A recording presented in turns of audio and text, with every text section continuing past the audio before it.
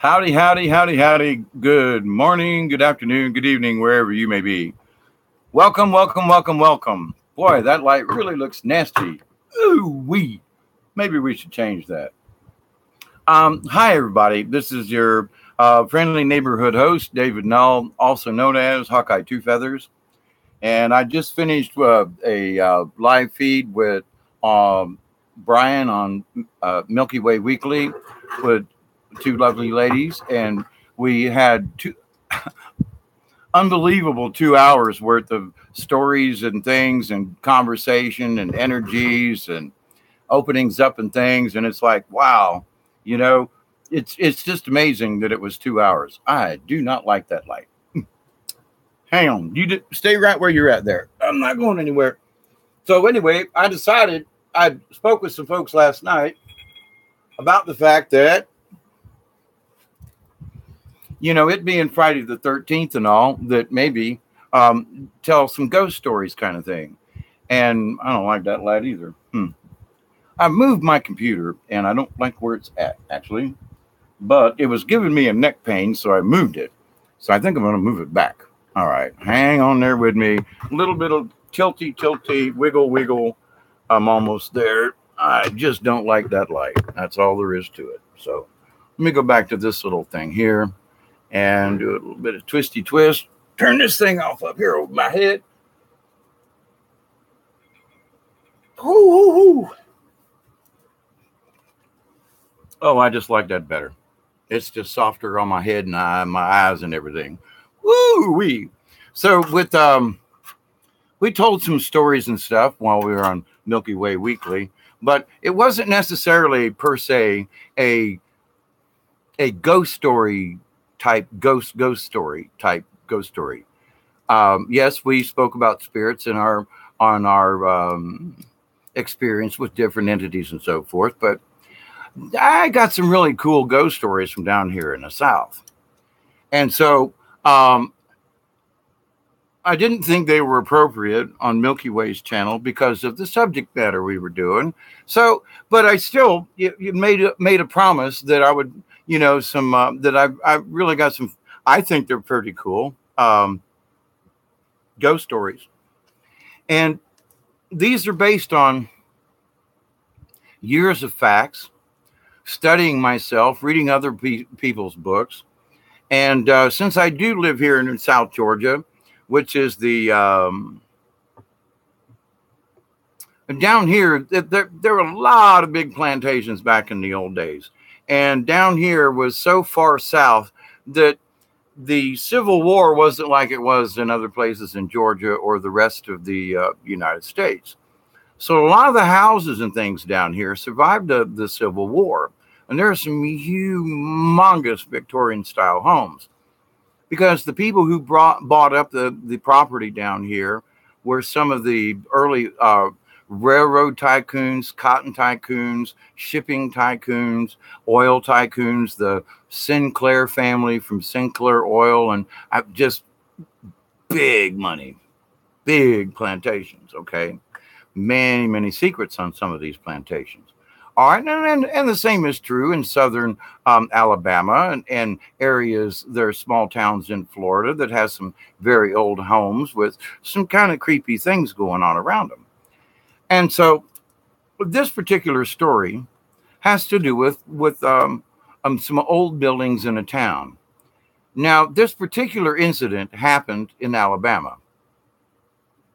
And I've been trying to recall the name of the town, but I know it was near the town of Butler, Alabama. And the reason I know this is because growing up as a child, we knew the owners of a small carnival that traveled. That was called Southland Amusements. We traveled all over Florida, the southern half of Georgia and Alabama, the tri-state. And we would go as far west as Pensacola, Panama City in there. And I think one time we actually went further north of Macon. Okay, but anyway, just to give you a general idea. So in our travels around through these little small towns, you'd come in on a Sunday afternoon, and you'd start setting up and set up the rides. And Monday you'd set up the rides, and you'd open Monday night. And so, but during the daytime, after you got set up and everything was, hunky dory, you had several days during the week where there really wasn't much to do. And so you'd go into town and you'd hang out and go to the local. Now, I was just a teenager, but we could sneak into some of these pool halls, and because they had air conditioner or at least a fan, and we could go in and play pool with some of these. A lot of times it was a juke joint. It was mostly old black men in an old garage out back that had a little pool table. But anyway, I digress. Who used to sell us Boone's Farm Strawberry Hill wine, by the way? I got so drunk one day that it cost me all of $3, But I won like 20 playing pool. But I got so drunk off that Boone's Farm Strawberry Hill. Oh, man, what a headache. And then I had to work that night. But anyway. Just a teenager. Well, in one of these towns, here's the ghost story. So, a little bit of setup. This is the story. So many years ago, obviously in the Deep South, the KKK was really strong, and blacks could get persecuted literally at the drop of a hat. If they thought you looked at a white woman, they would hang you. I'm serious. It was that bad. And so, and I noticed that yesterday or today, they're starting to reopen the Emmett Till case, which was a young black man who supposedly whistled at a white woman. And any black man knows, especially down in the South, you don't do that. And so he probably just looked her direction, and these rednecks got crazy and they murdered the boy. And they found his body in a river or something anyway. And but Emmett Till, it was a big deal back in the day. So in reference to that, this was a similar situation. So there was an old black man who he just helped folks. Master, sir, you need somebody to work on your fence, sir. Now that's how they talked. I'm not picking them, but I am giving you a rendition of how these folk talked back then. Sir, master, sir, you need your fence whitewashed, sir. You got any garbage that you need took out. I'll work for you today, Mr. Sir. And they was always very polite. And I say this in respect to the black men, because those black men who were old enough back in the day in the 20s and 30s, they still remember the slave days, and Jim Crow and the hangings and the KKK. So this man, he was sort of homeless in a way. He lived in a small shack on the edge of town, and someone had gotten murdered. It was a white woman. Now, the first thing somebody did was said, it was old Jake that done it. Old Jake done it. That old Negro living in that shack out there. Me and the boys saw him skulking around down around Main Street. And then the body of that girl was right over there, It must have been old Jake done it. So they was like, well, so the sheriff, he said, y'all calm down. I'm going to go get Jake. Well, now the sheriff knew Jake, and Jake was a peaceable man. I mean, he maybe could have murdered this girl, but the thing is that Jake was fairly old, and the girl was right young. She could have just fought her way off, anyway. So the sheriff knew something was fishy right off the bat. But him being the white sheriff of this mostly white town with lots of niggers around and being put in their place back in the day, he went out to Jake's and picked him up and said, now, Jake, now you got to come with me. Oh, yeah, sir, I'll come with you, miss, sir. Yes, sir, yes. Come with me now, but I'm telling you, the townsfolk are mad at you. He said, but sir, Mr. Sheriff, I didn't do nothing wrong. I know, Jake, I know. I know. I don't think you killed this girl. Kill what girl? He didn't even know. So the sheriff understood Jake didn't have nothing to do it. He was mostly blind, and done odd jobs around town just to keep him, no food stamps back in them days. But he worked gardens and things. And so, but everybody knew who Jake was. And those people who knew Jake had probably worked for them at least part-time at some time. So Jake went right along with the sheriff. No problem. Didn't have to handcuff him or anything. But now as he was bringing Jake, he walked him into town because it wasn't that far to the outskirts back then. So he walked him back into town. But as he's walking Jake to the sheriff's office there, which is pretty much downtown at that time in that little community, there was a crowd gathering, a mob basically. And back in them days, they had the real torches and pitchfork kind of deal because it was back in the 1920s. And so the sheriff was like, all right now, just like you see in the movies, right? All right now, y'all go on home. I got Jake right here. I'm going to put him in the jailhouse here. We're going to lock him up, and then we'll do the investigation. Well, some redneck in the group there, and I'm from the South, so I can use these terms. Some redneck in the group said, we need to hang the boy. Take him and hang him over in the oak tree there on the square. And the rest of the crowd, yeah, Jake did it. And the sheriff was like, well, hang on. We just found the body. We don't know Jake did it. We don't have any information. Jake did it. Jake did it. You've seen the movies. And so the sheriff got him inside the jailhouse and locked the door. And I mean, these folks are beating on the door. And it's amazing about human behavior, where when you get this crowd mentality, they knew the sheriff and they knew Jake, but the entire town turned on both of them like that because someone in their group said the Negro did it. So now the sheriff, he's going to lock him up in the downstairs. Well, they start to break in, and the sheriff and Jake go up the stairs to the second floor. Now, from what I understand in that building, there was a doorway to lock out anyone coming up the stairs. You could get up the stairs, but there was a doorway at the top of the stairs. And so him and Jake were in this room. And Jake walked over to the window. And there out in the street is this crowd of folk. And they've got the rope, they've got their, all the accoutrement to hang him with. And the sheriff's trying to fight these people off. And Jake opens up the window slightly to stick his head down and say, y'all folk know me. I'm Mr. Jake. I didn't hurt nobody. And I don't know nothing about no murder, no girl. And they were like, you're guilty. You're guilty. We're going to hang you, And so about that time, he said, I didn't do it. They broke into the room. And as they were coming to manhandle Jake out of that second floor, he's standing at the window looking down at the crowd. He said, I swear I didn't do it. And if you hang me, I will haunt this place. And a lightning strike came, and everybody downstairs looked up, and they could see a black man's face turn white in the window.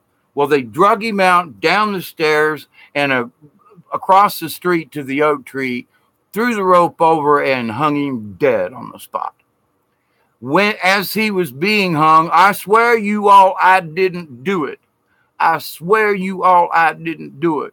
My ghost won't rest until the killer is found. They hung him dead. Well, as he died, another lightning, clear skies, lightning from somewhere, and everybody turned around and looked up because apparently the lightning was like where Jake had been in that upstairs window. When the townsfolk turned around and saw what was there, Jake's face was etched in the glass. Now, the whole town folk just about went bananas, and they started throwing rocks and broke the window that night. because it was like, that's just creepy, blah, blah, blah. Well, so the next day, the sheriff, Jake's done dead, but he's done made his, my spirit won't rest. So they replaced the glass. That night, people were walking up and down the street, going home, doing the evening things, taking a stroll, and lo and behold, there's the face on the glass, on the new glass. They replaced that glass so many times in that particular building, they gave up. And even when a storm came and broke it, they wouldn't replace the glass until finally part of it fell off, but you could still see the face. So then they replaced that glass and the whole face came back. Now, we went to this town and we could see the face in the window. And it's one of the eeriest things I've ever seen in my life. Now, a few years back, a mutual friend of ours who was we were all DJs together, but we all worked different shifts. But we all worked at one of the same radio stations down here in South Georgia over the years. We knew each other. And Dan Trout is no longer with us, but Dan loved ghost stories. And he went around to these towns. And I told him of being in that town as a teenager with the carnival. And he goes, someone told me about that town. So within a couple of weeks, he went to that town and did some more research and backed up the story that I had heard back in the 60s about the face in the window. And it actually was written into a book of Southern ghost stories, by the way. So, but Dan, it was about maybe almost 30 years later when I was relating this story to him from the time that I had been there in the 60s. So this was in the 80s somewhere, maybe actually into the 90s. So, but anyway, a length of time. So when he went there, the window had been broken several more times, but the face was still in the glass. So after 20 or 30 years later, after my seeing it, along with all of us kids and folks who went over there to see it, ourselves, it was still there. The face kept reappearing no matter how many times they replaced the glass. Now, I had heard a rumor, can't verify this, but when I told this story one time on the air on a Halloween story kind of night a few years back, I was filling in for somebody. And I was talking about ghost stories and about Dan Trout and this, that, and the other thing. And someone had called in and said, I've been to that town.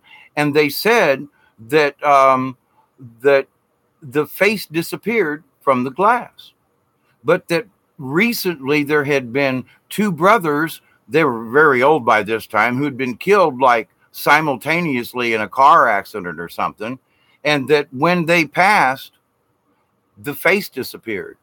And so Jake told them, my spirit will haunt this place until now. They never came to justice, but they died. So it was like kind of strange. And people in the town, most of the older folks who'd been there and hung old Jake, they were all dead by now. But the story, it continued. And so it's like, so the caller didn't tell their neighbor anything. And he goes, yeah, I saw that face too. But when those two old men died, which was really kind of creepy, blah, blah, blah, weird circumstances. And I can't remember all the stuff, but except that it was really strange. And now the face is no longer in the glass. So that's a for one. Now, this next story I got, it goes back to about 1911, 1912. It would have been during the time of that big flu epidemic back 100 years ago now, actually, come to think of it. And I've always been intrigued by old cemeteries. Just not the cemetery and dead people per se, but the tombstones. Who are these people? How, live and died? And how old are the tombstones? And how old is the cemetery? Well, down here in the South, there are a lot of old cemeteries. And there used to be a church, and the church burned. And I mean, 100 years later, it's against the law to plow up any kind of old cemetery. So there are places stuck in fields and in corners just off the road a little ways where there are all these cemeteries. And there's nothing to relate them to anything, because over the 100 or so years, like I say, the churches have burned or whatever, okay? But the cemeteries are still there. So this one particular one, I was going through the woods at a friend of mine's house, and we were going through the woods and literally stumbled upon this a cemetery. And we got out after we found it. We went back and did some research. I went back into the Thomas County records and got some old maps. And sure enough, you can see where these old cemeteries were, and other things too, by the way. So we're stumbling around the cemetery, and we noticed that the farmer had just burned the field next to the cemetery. There was some weeds and a couple of big trees, and the cemetery was hidden in these trees. Well, the fire had come out of the field and into the forest a little bit and had burned its way all around the cemetery. Almost every single grave, the grass had been burned off, not in some horrible way, but just that it had been burned. And like right in the middle of around, there's some, cemetery plots, and then there's more down here towards where the old road used to be. Everything is burned except these 3 graves. It was like somebody, and there was grass there. It could have burned, but it didn't. Now, me and my friend, now I'm more superstitious, but he's like real clinical, like that can't happen. And we literally took like we were in the woods doing things, going down the river. So we always had string and odd things with us, pieces of rope for stuff. Anyway, so we happened to have this piece of twine with us, and we were just looking at it, and we just held the twine out from corner to corner, and it was almost a perfect rectangle that was not burnt. I mean, it was like somebody had literally drawn a line in the grass around these 3 graves. Not a blade was touched. And it was almost equidistant. There were 3 brothers, by the way, the Holland brothers. Just, that's their name. 2 of them died on one day, and the oldest brother died on the next day. So they were buried almost exactly at the same time. Now, I went through and I talked with some old timers, and I remember that. Yeah, but I was just a youngin' back then, Mr. Dave. I was just a youngin', but I was remembered that a lot of people died back there during them flu days, And yes, sir, I remember that. He goes, them Holland boys, there was a bunch of them Hollands that lived down the road over there, blah, blah, blah. And, some of them got sick and this and that, and they all went to the same church. And anyway, so gave me some background. So, because at the time we saw the graves, we didn't know what the boys had died of. So, my brain went crazy, like, oh, wow, they were murdered. They were this, they were that, blah, blah, blah. And of course, I had to find out really what happened. So, there were no records back then. They just died and they were buried, That was, So, but the people that I talked to, well, my granddaddy talked about that. Or my grandma, we'd sit around, she'd tell us stories about that. And I'm like, well, what about it? Well, something about them grazing at their cemetery. Now, them 3 boys was real close together, and they loved each other, their mom and the daddy and all, and everybody loved them, and and it was like they were special boys, but not in any kind of like odd way. It was just everybody liked the boys, and then 3 boys played together and never fought and all this, stuff. And that how odd it was about they were buried at the same time, and they died. The oldest died just one, like 12 the next day from the other 2 brothers. And the fact that they had like lived and played, and there was about a year or so between each one, but they were still very close together in age, So the youngest was only like 3 years younger than the oldest, roughly.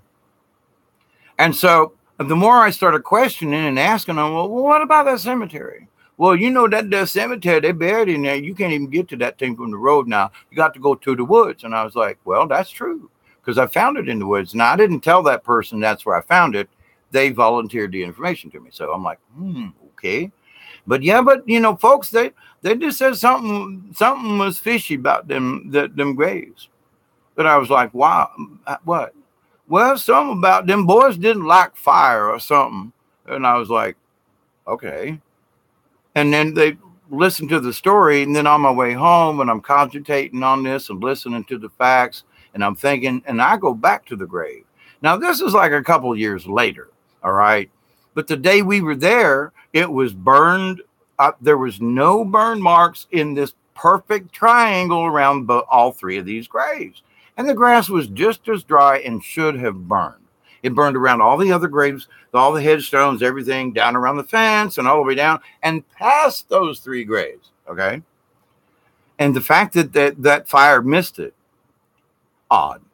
So having this, actually, it was an older woman who was telling me the story of her grandmother telling her this. She was something about them three boys in that grave. I can't remember what it was. Something about fire and something, I don't know. And she just kind of left it at that. But then that gave me to thinking, well, we were there after the field had been burned and in the fall, and normal thing, right? Nothing earth-shattering. But that we had seen that those three graves nothing burned around them. And so I decided to go back.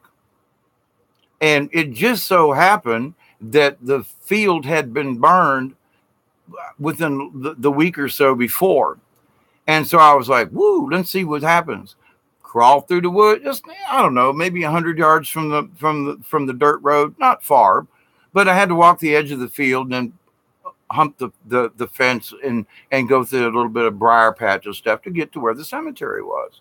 Well, sure enough, it had been burned into the woods again, which is common down here in the South. No big deal, except this time, three sides were not burned. The top, where the fire had come from the field, and outlined two sides, and the fire kind of petered out on either side. It didn't go past the boys' graves, but there was that rectangle still there. Now, I've tried to get back in that field, but that property's been sold. And I used to know the people. I don't know the new owners, but I've wanted to go back into that cemetery in the fall and see what's up. There's some other weird graves in that little old cemetery, too. And I've heard stories about that, the folks who owned that farm, that one of them boys, I guess you could say, he was a nasty pedophile type, a rapist. I mean, the family was rich. So just like today, rich folks get away with all kinds of crap, right? Well, apparently he had, on their farm, there was some sharecroppers. And he had apparently broke into their home at night and through an open window and literally dragged the daughter out through the window and into the woods, raped her, killed her, and then buried her in a grave that had been recently dug, and they just planted somebody, right? And so he dug that grave up, put her in it, and then covered it back up. Well, they went looking for her, and they heard something, and they literally thought maybe that she had snuck out to go see a boyfriend. And so the story went along for a long time that, she just disappeared. Well, then something had happened, and I think it had to do with like a local dog, or maybe it was a coyote, that basically he had buried her very shallow, and the dog dug her up. And so the dog was like carrying part of the girl, in his mouth, like, look what I found, and there's like part of her dress. And this is like a week or so later. And I think as the story goes, the brothers murdered their brother. They were so, rather than him go to prison or go to jail. And I mean, this is back in the early old days, right? I mean, to get a sheriff out there would have taken them a day and a half because they lived almost in the next county. And, the roads were nasty back then, etc. And so that dirt road is still nasty to this day. But with that said, so the story goes that the two older brothers decided between them that if anybody was going to take care of this business, it was going to be them. And they wanted to keep it hush hush. So they murdered their own brother.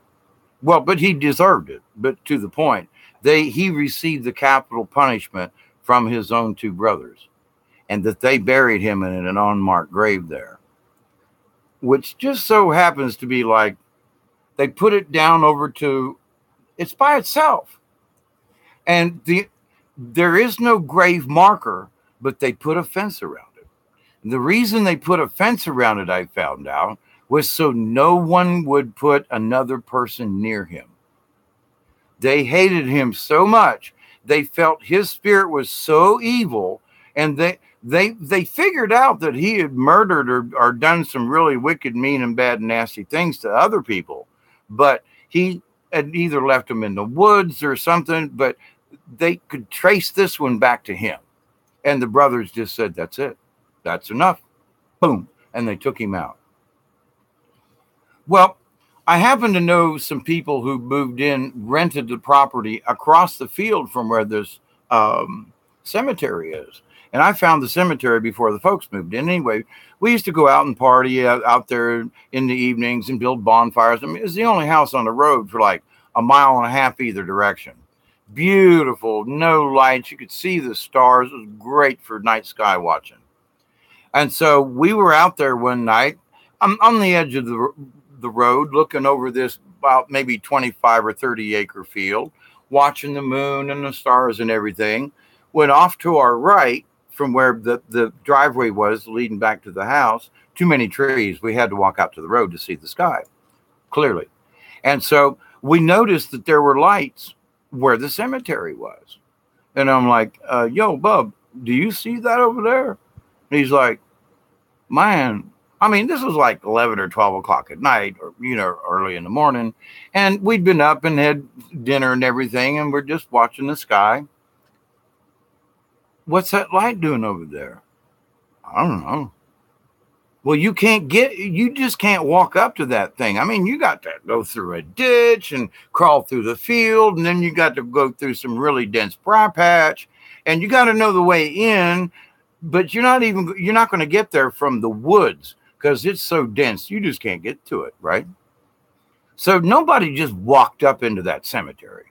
So the two of us are standing there. Now, he's hung around me long enough, and I've told my ghost stories, and now he's starting to believe some of the stuff I'm talking about. And I said, my friend, that down there, that's a spirit light. That's a ghost light. I don't know how else to explain it. And we watched this orb, and I mean it was an orb that looked like there was a light inside, like maybe an LED. It was bright enough for us to see several hundred, I would say at least 200 yards from where we were standing in there. And it wasn't any kind of fireflies because we wouldn't have been able to see a firefly from that far away. Now, I decided I'm going to walk over to the field. And he's like, well, you got more werewolves than I got. Well, go on, Oh, no, that's okay. But I've been in that cemetery. I've seen the Holland boys, and I've seen that grave. And I just want to know, is it the evil one? Is that the light because it was orangish? Or is it maybe the Holland boys? Or is it something absolutely different? Because there were so many weird, odd things that happened in that neighborhood all them years ago, and folks that either got killed or raped or whatever, and ended up in that cemetery. So it's like there was a lot of weirdness buried there with no real history except the oral tradition I could pick up from the old farmers, Hey, how's that going there? Tell me about blah, blah, what do you remember, And fascinating what you find out, especially from the old black folk who were the tenant farmers for these people. because, you know, they weren't allowed, if they saw a murder, you know, they weren't allowed to like go to the sheriff. They had to be quiet because they'd be murdered.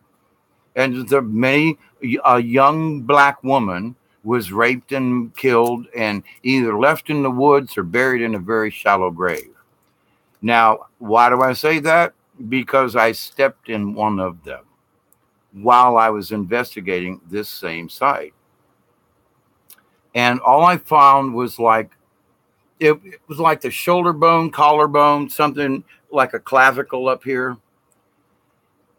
And then I found out later on that the new tenants who had bought that farm across the road started opening up more areas that the previous owners of, you know, through the family for years, they never plowed this area. And then come to find out the reason they didn't plow the area was because that was the Negro cemetery. That's what they call it. Okay. Actually, they used the other term. That's how the Old South was. And it wasn't, you know, I'm just going to say the word nigger. Okay. They used it not in as a you damn nigger. It wasn't like that. That's who they were. They were niggers, period. So they weren't speaking derogatorily. That's what they were referred to. I mean, you know, if they were going to cuss at one of them, they'd call them a goddamn nigger. Okay, all right. But to the point, though, then it got changed to Negro and this and that. But to the old folk who lived down here, they couldn't make the transition to the Negro. You know, and it's to them now. Most of those folk are dead, but there's still one or two hanging around in their 90s. But to the point, though, where people think it was a derogatory word, it was just who they were. They were niggers. Okay, and if you look up the word, so forth. So I'm not trying to defend them in that, but it's that society. And how things were. Yeah, the whites, yeah, the blacks. But the black folk called them each other, and they still do call each other the nigger thing, which I think is demeaning and they should stop. But anyway, so there are a lot of animosity and a lot of stuff like that. But then there were those folk who said, I wouldn't harm a hair on my nigger's head. Them are good folk. They might be niggers, but there's good folk.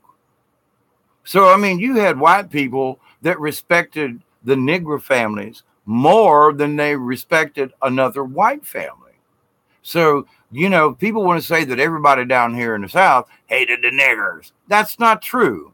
You know, there were sharecroppers there were white sharecroppers, sometimes more poor than the Negro families. And unbelievable. So I'm checking out the cemetery.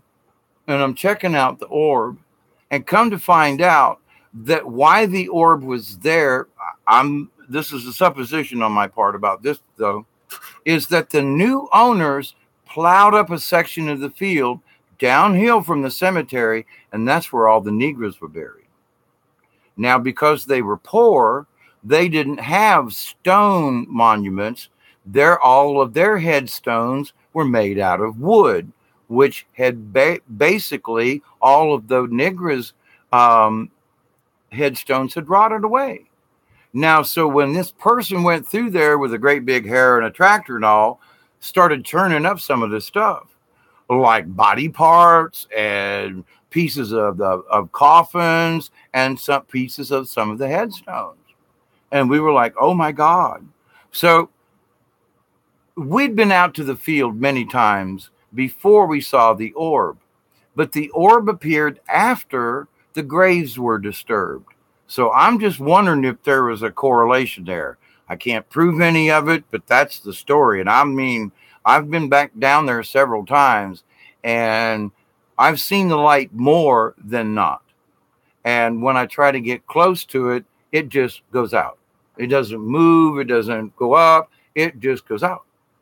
So now I've taken pictures of orbs, and I've done some videos on them, and I got some more pictures that I want to try to put up and do a video with. But Um, anyway, so these are ghost stories from down here in the South, and some creepy feelings, if you will. I mean, I've been into a lot of the cemeteries, and they don't really feel creepy. It's just a cemetery. But then there are some that, like, you're doing all right, and then you like walk over to the left or something, or and all of a sudden it's the hair stands up on your arm, you know, and you go, whoa, or you feel a really cold spot. And, most like for me now, I can like almost feel the cold before I get there. But to the point though, it's like there are so many odd things that happen down here in the South, and still do, but not nearly as weird as it was back in the day. And there are spirits roaming down here in these woods, my woods in my backyard, literally. Now, I'm going to tell a local, my house here in my backyard, 10 feet away. Now, when I first moved down here, like in 1983, that's how long I've been here on this property. I had just a travel trailer, and we were living in the travel trailer and building the house, and I was homesteading basically, dug my own well, so basically because I couldn't afford to pay somebody else to do it, I did these things, and friends come over, and we did the old barn raising and well digging, and the old type thing. So I had had an operation on my neck in 84 or 5, and I only had a portion of the house built here, and I had gotten a divorce, so I was living by myself. So some friends of mine from Thomasville at the time, they agreed. They were in the transition movement, and I said, look, they needed to save up some money so they could rent a better house. And I said, look, come live out here with me for free reign of the place. I got an extra bedroom. You can stay there. I was recovering from an operation and had no one to help take care of me. And so I was like, look, give yourself a couple of months. Help me to get better. And so they did. So they had a young son and a daughter. And so we're sitting here in the house, and, the kids are right outside playing. Now, there wasn't any woods much except in the backyard back then. Up the hill from me here had been a wheat field, okay, when I purchased the property. There were no trees for 100 yards except way up by the road. Now there's a forest there at its place.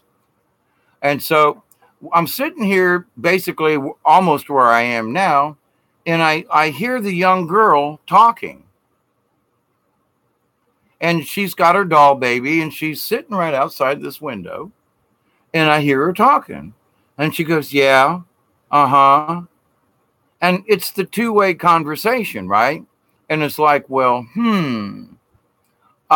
what's going on here?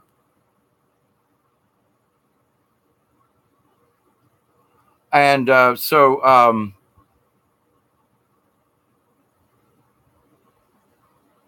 I'm listening to the young girl. Hey, what's going on? I'm hearing this conversation. So I decide to get myself up, sneak over to the window, peek out, see what's going on. So I do. Now she is talking to an entity. And I can see like this outline. Now, there are other folks who can see the spirits. I'm not that lucky or whatever. Maybe I'm lucky that I don't see them all the time because I can see them enough as it is already. But she's having this two-way conversation. And so she looks over. Now, the young girl looks towards the woods where her playmate was sitting. And you could hear her go, who's at the window?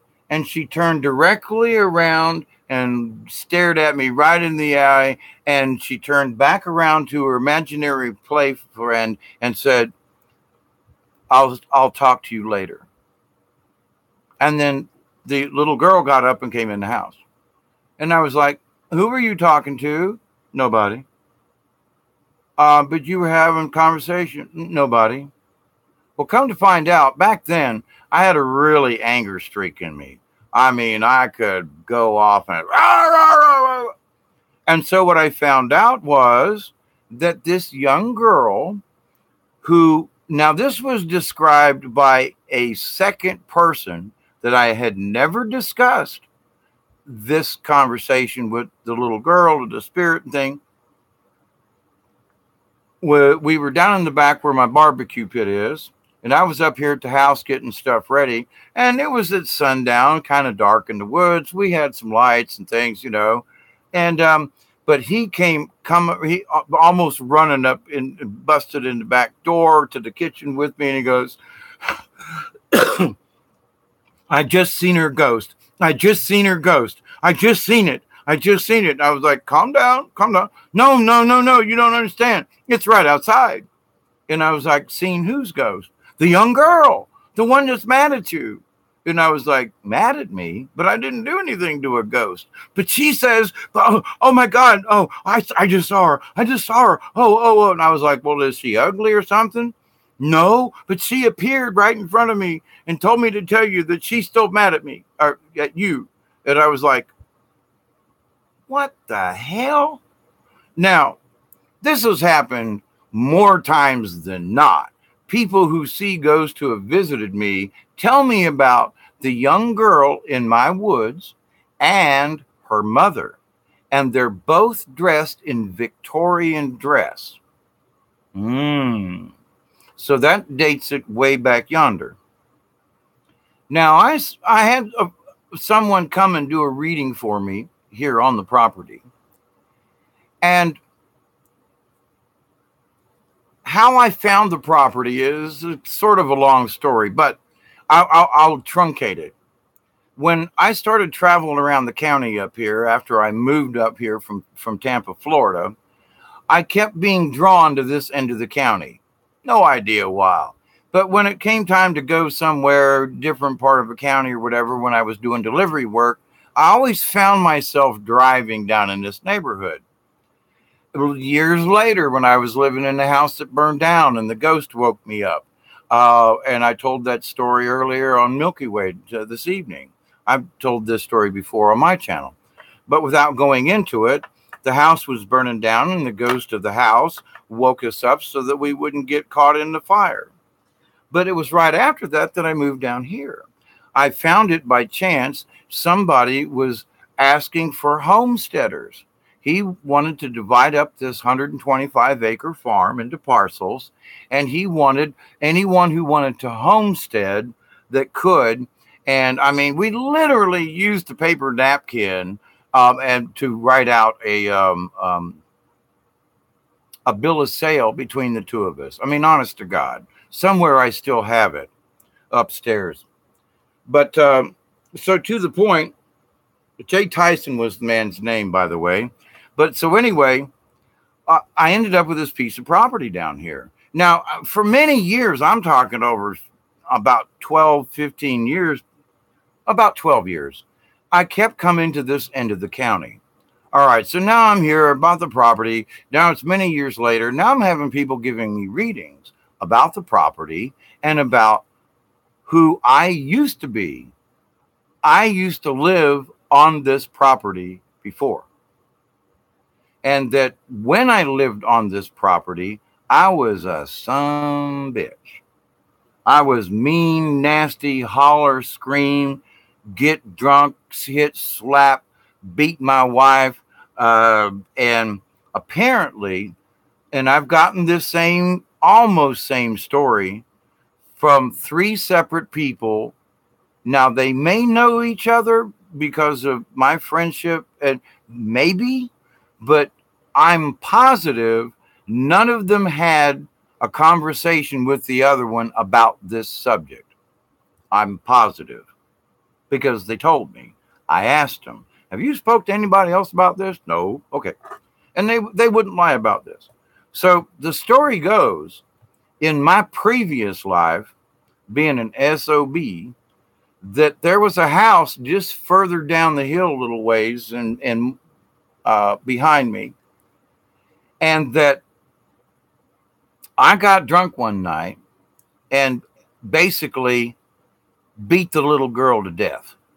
Now, it wasn't my daughter, but I had not, I'm going to say this word, but it's a negative connotation. I had a squaw as a wife. And that meaning that it was a leftover Indian woman, okay? And she was a squaw. It's a nasty term to Native Americans. Never use the word squaw around a Native American. It's like calling them the worst name in the world. But anyway, it's a white man's name. It's like saying nigger, really. So,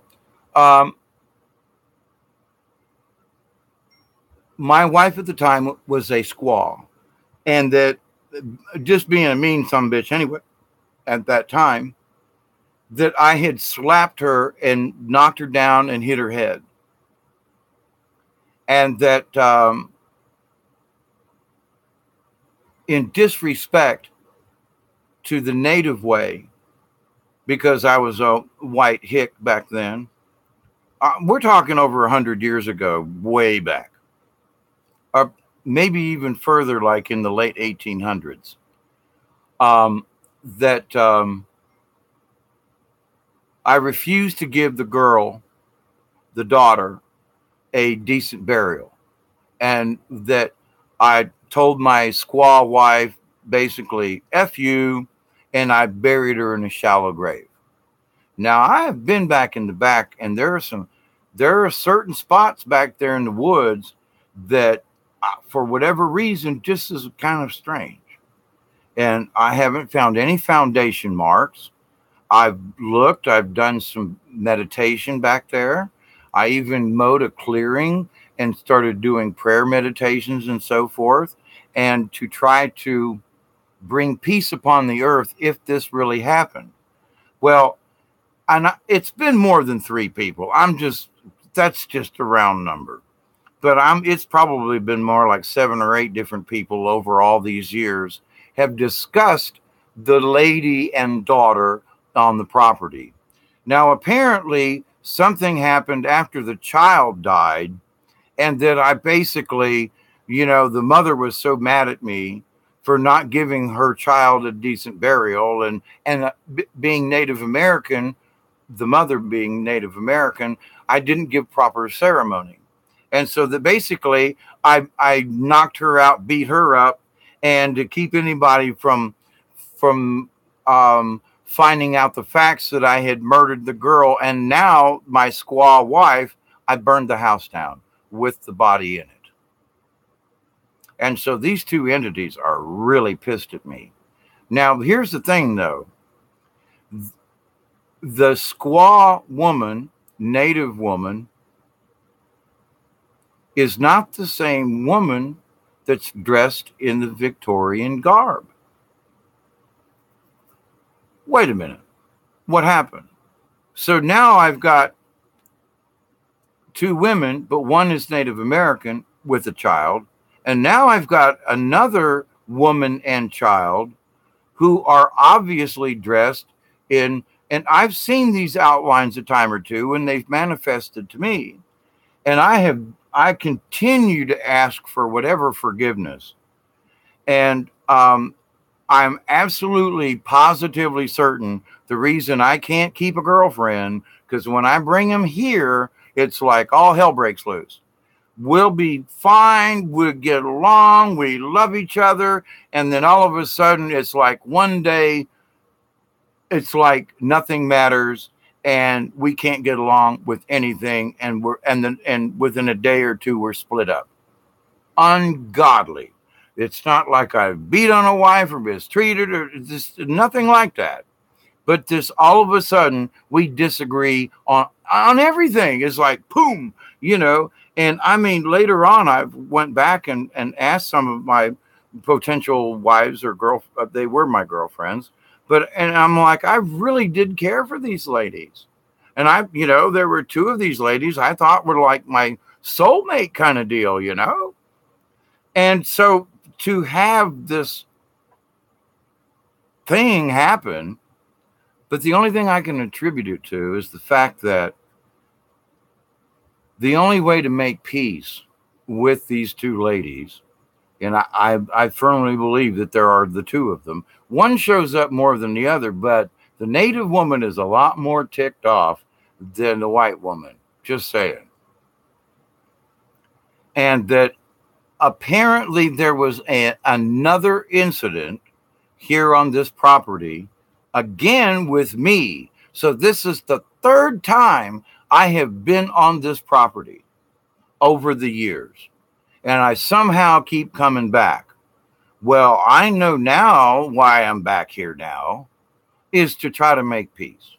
And the last few years, well, ever since I found out that this had happened or potentially happened, I started, doing ceremonies and, please forgive me, peace offerings.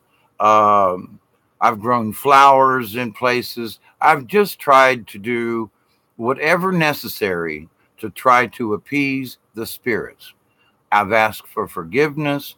I've even literally cut myself and bled onto this earth in a ceremony to give my own blood back to this earth here to try to rectify the past.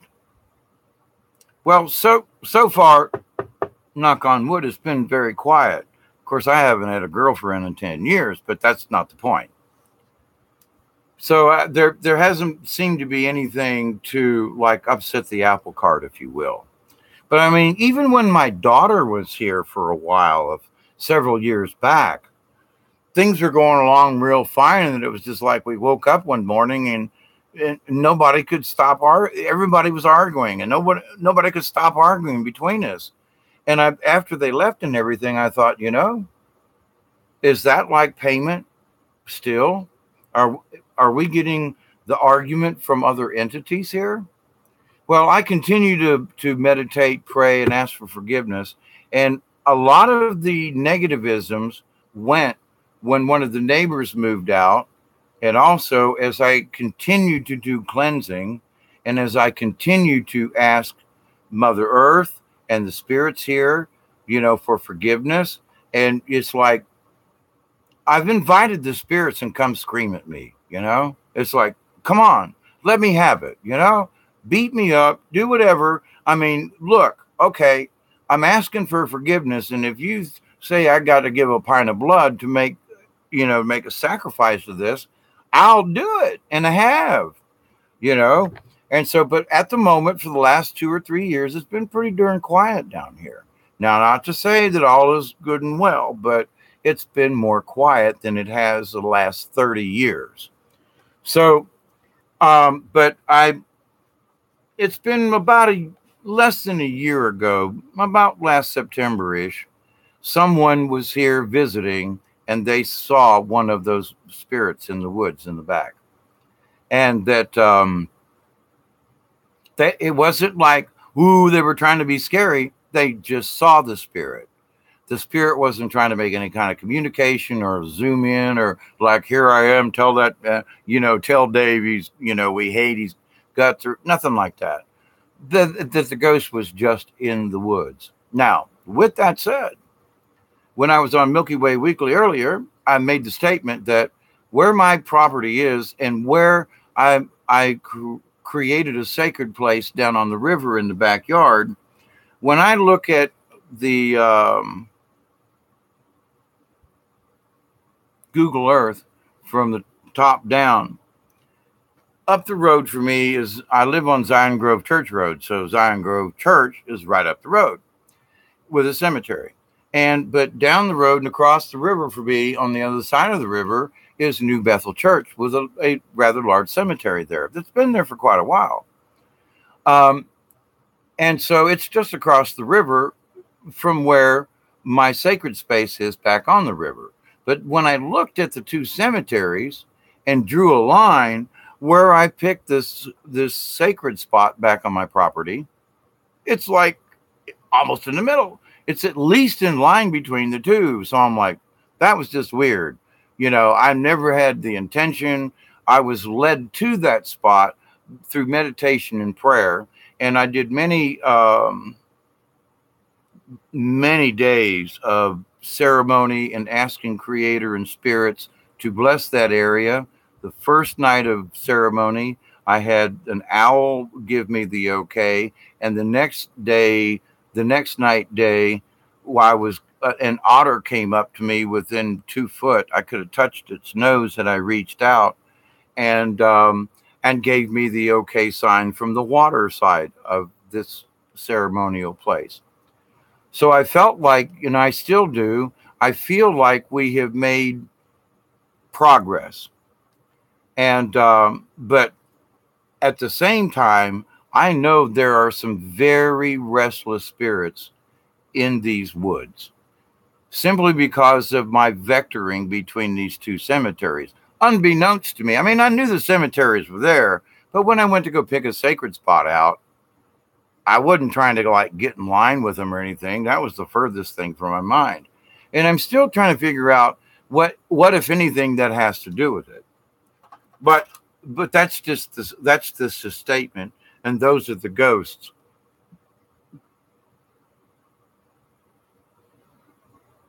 I see folks.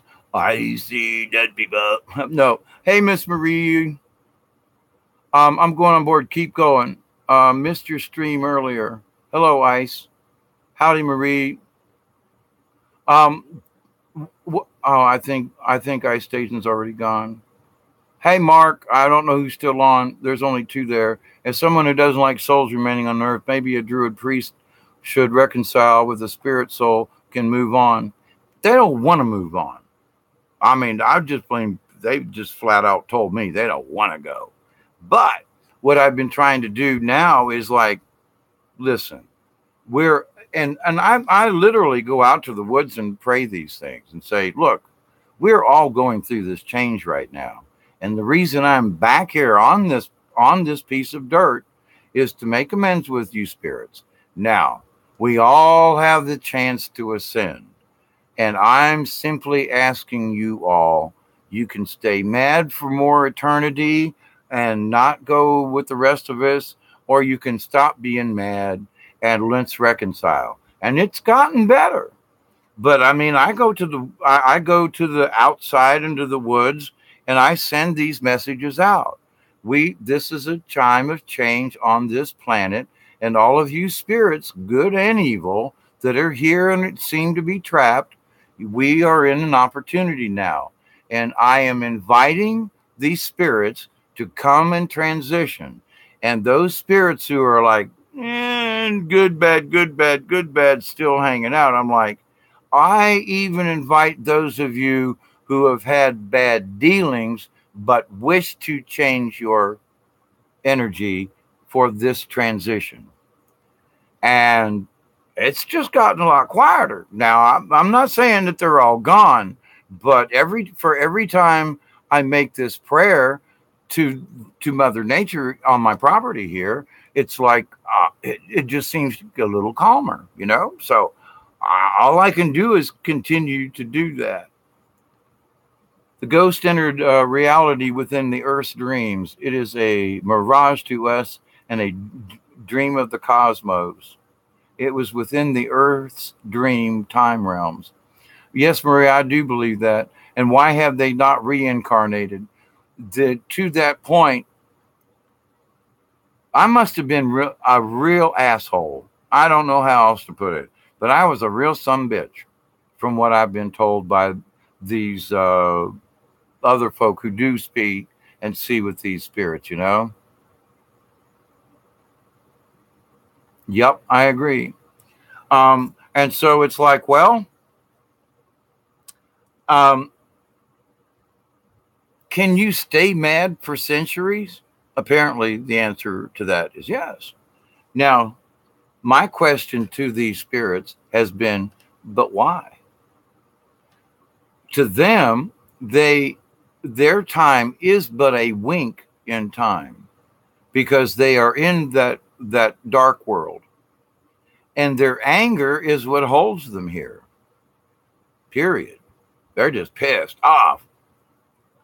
And it's like they want revenge. quite frankly. And there's been some weird stuff that's happened to me around here. I mean, but to my point, when I found more, every time I find out more of the story, then the more I'm able to apologize, the more I'm able to make peace offerings of sage or tobacco to the spirits. I was doing drumming and learning my shaman walk, and that really pissed off the native wife I had in the previous, because to her spirit, it seemed like I was trying to become an Indian when actually through my lineage this time through, I do have a lot of Cherokee and Choctaw and Creek in me, mostly Cherokee. But as proven through my grandmother, great grandmother, and great great grandmother, full blood, half blood, half blood. So, but actually, my drumming and my work with medicine and the earth, it literally ticked her off more. And I was like, well, hang on here. Wait a minute. I'm trying to do this in respect of you. So I had to put down my drum for a while because it seemed like every time I picked it up, regardless of, and I'm not, when I pick up my drum to drum, it is with good intention. I'm not going to pick it up with that intention. Oh, hell no. You know what I'm saying? So every time I do pick it up, it is with good intention. And so every time I would drum, it was always with good prayer and good intention. But even though my intention and the drumming and everything that I did, I learned to be as sacred as possible and to be as close to what I was being taught by a Native American shaman himself. Okay. So I'm his apprentice. But it just pissed her off even more. And finally, I went out in the woods and I was like, hey, you may think, I just had a chat with the woods and said, you may think I'm doing this in a disrespectful manner. What I am doing for you, meaning the spirits, I am doing this to try to correct this. I am doing this in honor of you and for you because of the dishonor I did to you in my previous life. So now it's like, I don't drum as often because I'm like, we're trying to get along here, And, but the last time I did drum, it was during a drought and I actually got a rain shower from the drumming. When there wasn't a cloud in the sky, Dave got a shower over this property here. Unbelievable. So it was almost like, you just can't go willy-nilly drum, drum, drum, even though that's what I want to do all the time kind of thing. But that it's appropriate. And I think I've reached some kind of an agreement with the spirit in that please understand that you see my spirit. You recognize me as this person who was, but your anger refuses to allow you to see that this time through, Hawkeye, Dave, whoever I was in the previous, I'm not the same entity this time through. I'm not that cruel sumbitch. I don't beat people up. I don't kill people. I don't even like to kill animals. I hate to dig weeds sometimes. I mean, it's just preposterous. But so what I was told by my spirit guide was that the only way that this spirit is going to believe you is for you to be it. Yeah, okay, you can drum. But it was like when I was drumming, now I wasn't just trying to drum to like appease the spirits here. I would drum for other reasons, for other people, for people that are still alive, for healing and whatever. And I received the message that until I can, and I'm at that point right now where I can pick the drum back up because I have gotten certain spiritual information that says, You kind of proved it. You have stuck with your stuff.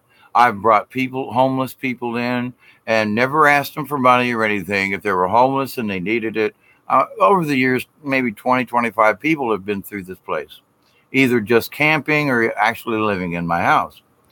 And so every one of them stole from me one way or the other. Sometimes big time, sometimes just little things. But every single one of them took something out of me and from my house and property. So that's not a complaint, just is. Now, with that said, though,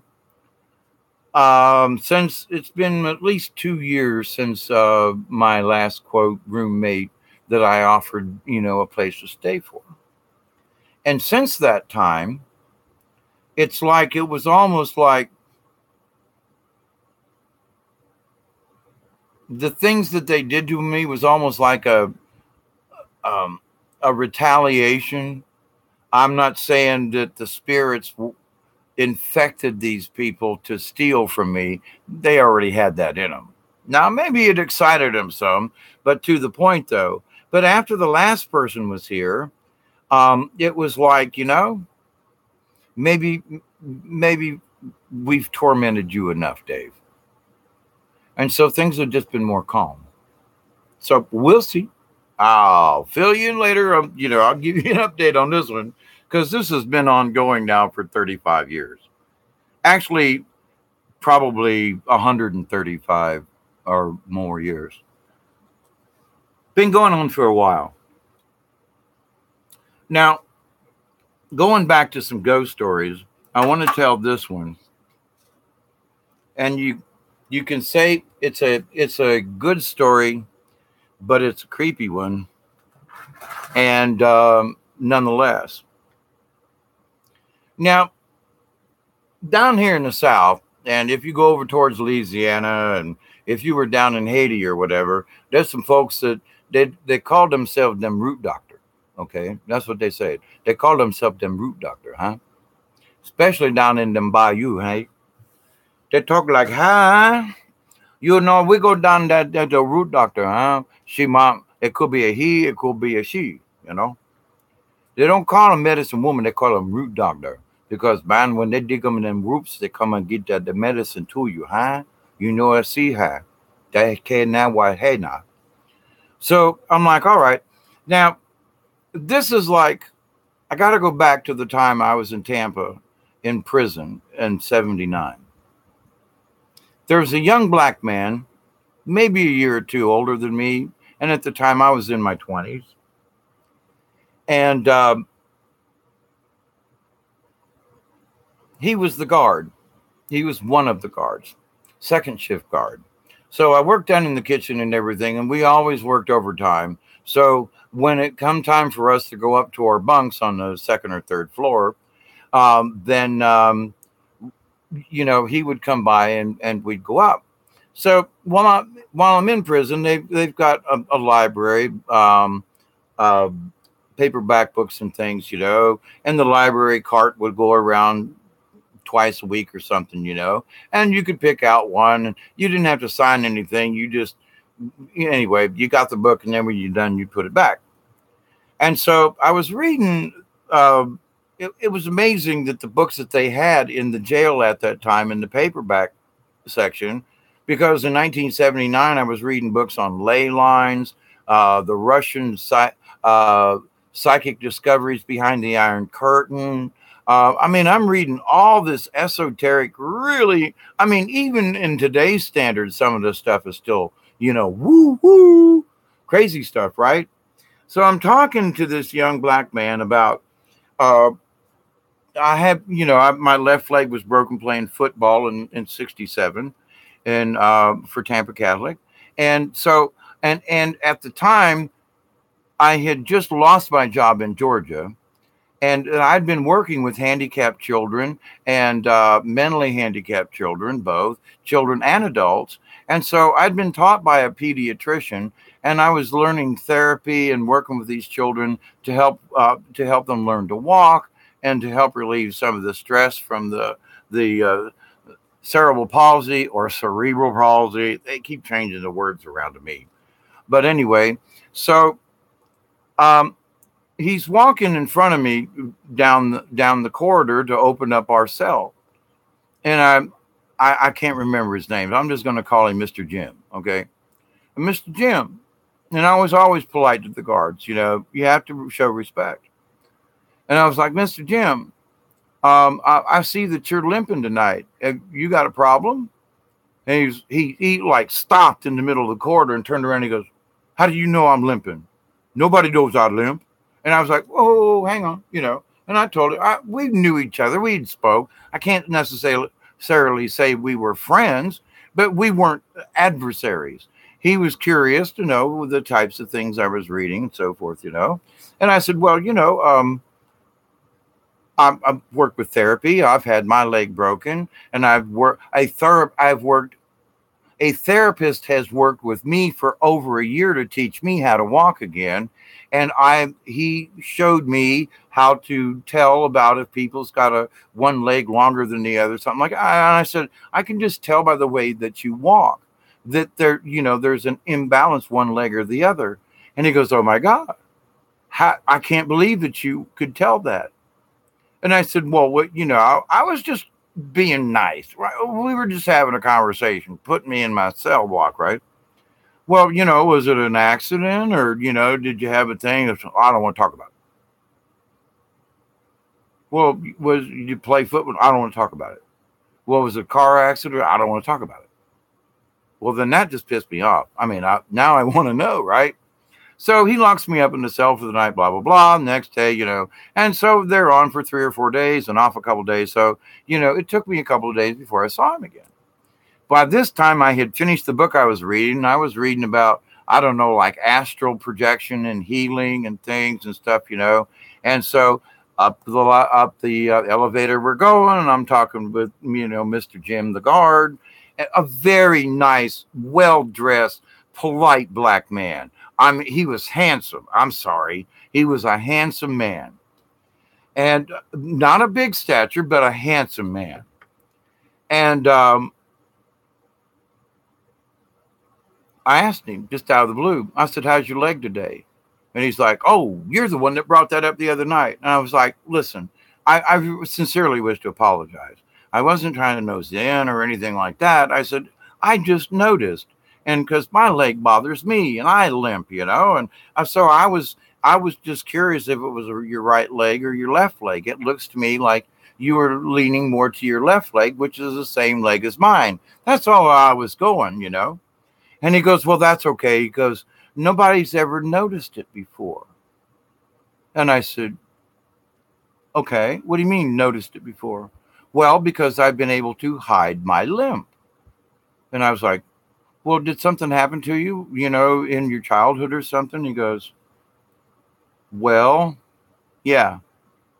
Now, instead of taking me on up to my bunk, we stopped on the second floor, and my bunk was on the third floor at that time, and we stop at his office on the second floor. "Come in." "Okay." "Sit down." "Okay." He said, "I've been wanting to tell this story, but I didn't know who to tell it to." And he goes, "We've been talking, and I've seen the books that you read." And he goes, "Can I tell you a secret?" And I was like, "Sure, go for it." And he knew that I was from South Georgia. He knew that I was near Cairo, Georgia, and Thomasville. We had kind of talked about this, and he had relatives up in the Panhandle, Florida, and in South Georgia. And okay, well, all right, okay. So this had all been happening while I've been incarcerated. So we come up to this point. I'm sitting in his office there while he's doing paperwork, and he says, "Please don't tell anyone this story." And I was like, "Well, no, but okay." He goes, "But I've always nobody seemed interested, and I know by the books you're reading, I think I can trust you with this story." Okay. He said, "When I was little, I couldn't walk. I had some kind of palsy." And he said, "My mom and daddy," now this was in 79. He was about a 30-year-old, maybe 32. I doubt over 35. So we're thinking this is 79, 69, 59, 49. He was born before me. I was born in 52. So we're talking early 50s that he's referring back to as far as the time frame when this happened to him as a child. He goes, you know, Dave, he said, Mama used to carry me around in a big grapevine wicker basket she made. And she would line this with the blankets and a little bit of pine straw and stuff in the bottom. And she would carry me because I couldn't walk. And I was too young to have any kind of crutches. In fact, that kind of thing just wasn't thought of much, but I was just too young. And I was like, well, you know, 5, 6, 7, 8. Well, it was before I started school, he says. So, okay, before 7. So he goes, now my mom and daddy took me to every doctor they could find. I remember sitting, you know, they would put me in the pickup truck in the middle between them, and they would talk when they were driving me back and forth to the doctors.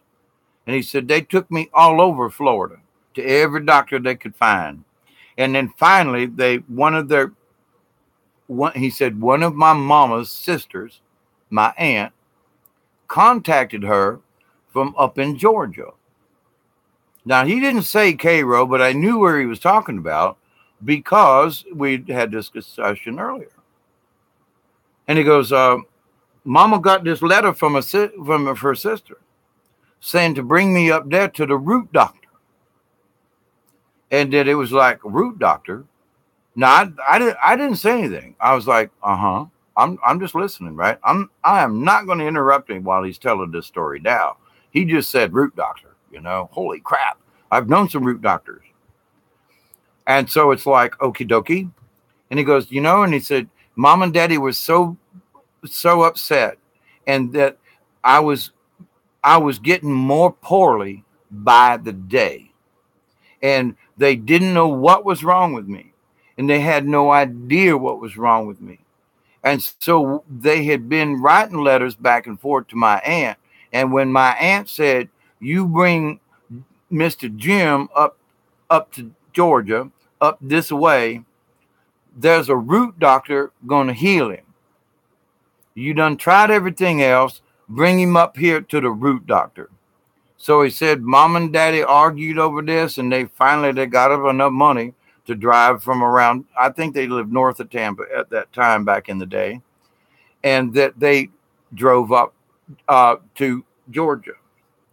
Now, I said, so you went up there? Yeah, old pickup truck. It took us like 2 days to get there. Now, back in the 50s, it would have took 2 days to get there. But anyway, so he's like, and then the damn strangest thing. Now, he said, and then the strangest thing.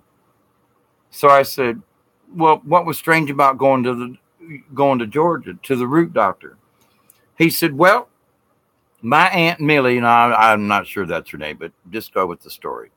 My Aunt Millie said that they had instructions from the root doctor, that they had sent word through Sister Sally at the church, a Baptist church, by the way, sent word through Sister Sally to the root doctor out in them swamps that you needed healing, and that it took us a while to get the message back out of the swamp, but the root doctor done agreed. Now he say, you got to bring that child to this place, and we got the instructions how to drive there, but that you got to be there at exactly sundown. Now he's telling me this story, 79, in the jail. He's my guard boss. Yes, master. He said, I remember Mom and Daddy talking about that, going, but we got to take him to this place at exactly sundown. Right. And you got to leave him on the porch of the house, of the shack that's out there. And he said, my mama was like, no, I ain't leaving him nowhere. and the aunt, they were already in Georgia by this time, and that they were arguing between themselves that I'm not leaving my boy out, in the middle of the swamp and some house thing, whatever. And and the aunt was, but honey child, your boy going to perish if you don't take him out there to this root doctor who can heal him. Your boy's going to perish. I don't want to see my nephew die. You take him out to the root doctor. Do what he say. We up here have been healed. This root doctor know what he knows, but you got to do what he say. So they're like, okay, apparently they had like a 2-day window or something, but that he had instructed them to be, I'm going to pick Friday, okay, to be there at Friday at sundown and to put the boy on the porch and leave him. So he said, we drove down the paved road, then we turned off that paved road, and we went down a dirt road a long, long, long, long way, he said. He said, we started out at dinner time, and we were still driving down this long, old, dirty, dusty road. And he said, then we reached a break in the fence, and we turned into this open field, and we drove down through this open field and around this pond and down the edge of this swamp. And he said, and there was this old shack. He said it was a ramshackle, dung-soaked monstrosity. He said, I couldn't believe it was like still standing. Now, there are still buildings like that down here in the South now. But anyway, so he said, Mom and Daddy waited up on the hill. They could see the house, and they watched as the sun went down. And he said, Mama was crying her eyes out. She was crying and crying and crying. And Papa kept saying, honey, we got to do this. We got to do this. We got to follow them instructions now. Miss Sally done come all this way. They had to contact this man and then get back and forth and send this letter. We don't come all this way. We got to have some faith. We got to go ahead and do this. So they took him up and set him on the front porch of this old ramshackle place. Old wooden slat door, like with a rope through it kind of deal. And he said, I remember I was sitting there and I was, it wasn't really cold. He said, but, the sun was going down and it was getting a little chilly to him. And him being poorly, he got chilled easily. He said, Mama had to tuck me into this thing. And I was sitting there, in my grapevine basket that Mama had made for me. And she's crying all the way back to the truck, and and honey, be safe. And he said, I peeked out from up underneath my I was scared. And he said, Mama had me crying. And he said, I looked there on the porch, and he said there was dust on the porch. He said that there wasn't a scuff mark, there wasn't anything. It didn't look like anybody had ever been to that house ever before, and if so, it'd been a long time. So he said, as the sun was going down, now imagine this tiny little black boy, 5 or 6 years old, in a wicker basket thing, hidden underneath this little blanket, scared out of his wits, being left on the doorstep on the porch in the middle of nowhere, no lights, no electricity. And it was back before some of them places still didn't have electricity back in them places. And he goes, I was terrified. He said, I was so scared of what might happen. And he said, and I leaned around to the other side and lifted up my little blanket. And he said, I could see that sun. He said, I saw the top of that sun go down. And he said, I saw that band of orange up there on the top of that hill, because the hill was to the west from the way he told the story. So the sun had gone down behind the hill, but it wasn't dark yet. So he said, the sun went down behind that hill, and he said, and I just pulled that cover down around. And he said, there was still light, and he said, I could see through around the edge of the blanket. And he said, and I looked back towards the door. And he said, because I heard a creak. I heard a squeak. I thought I heard an old house, you walk on the board, creak, He said, I felt the floor creak through my basket.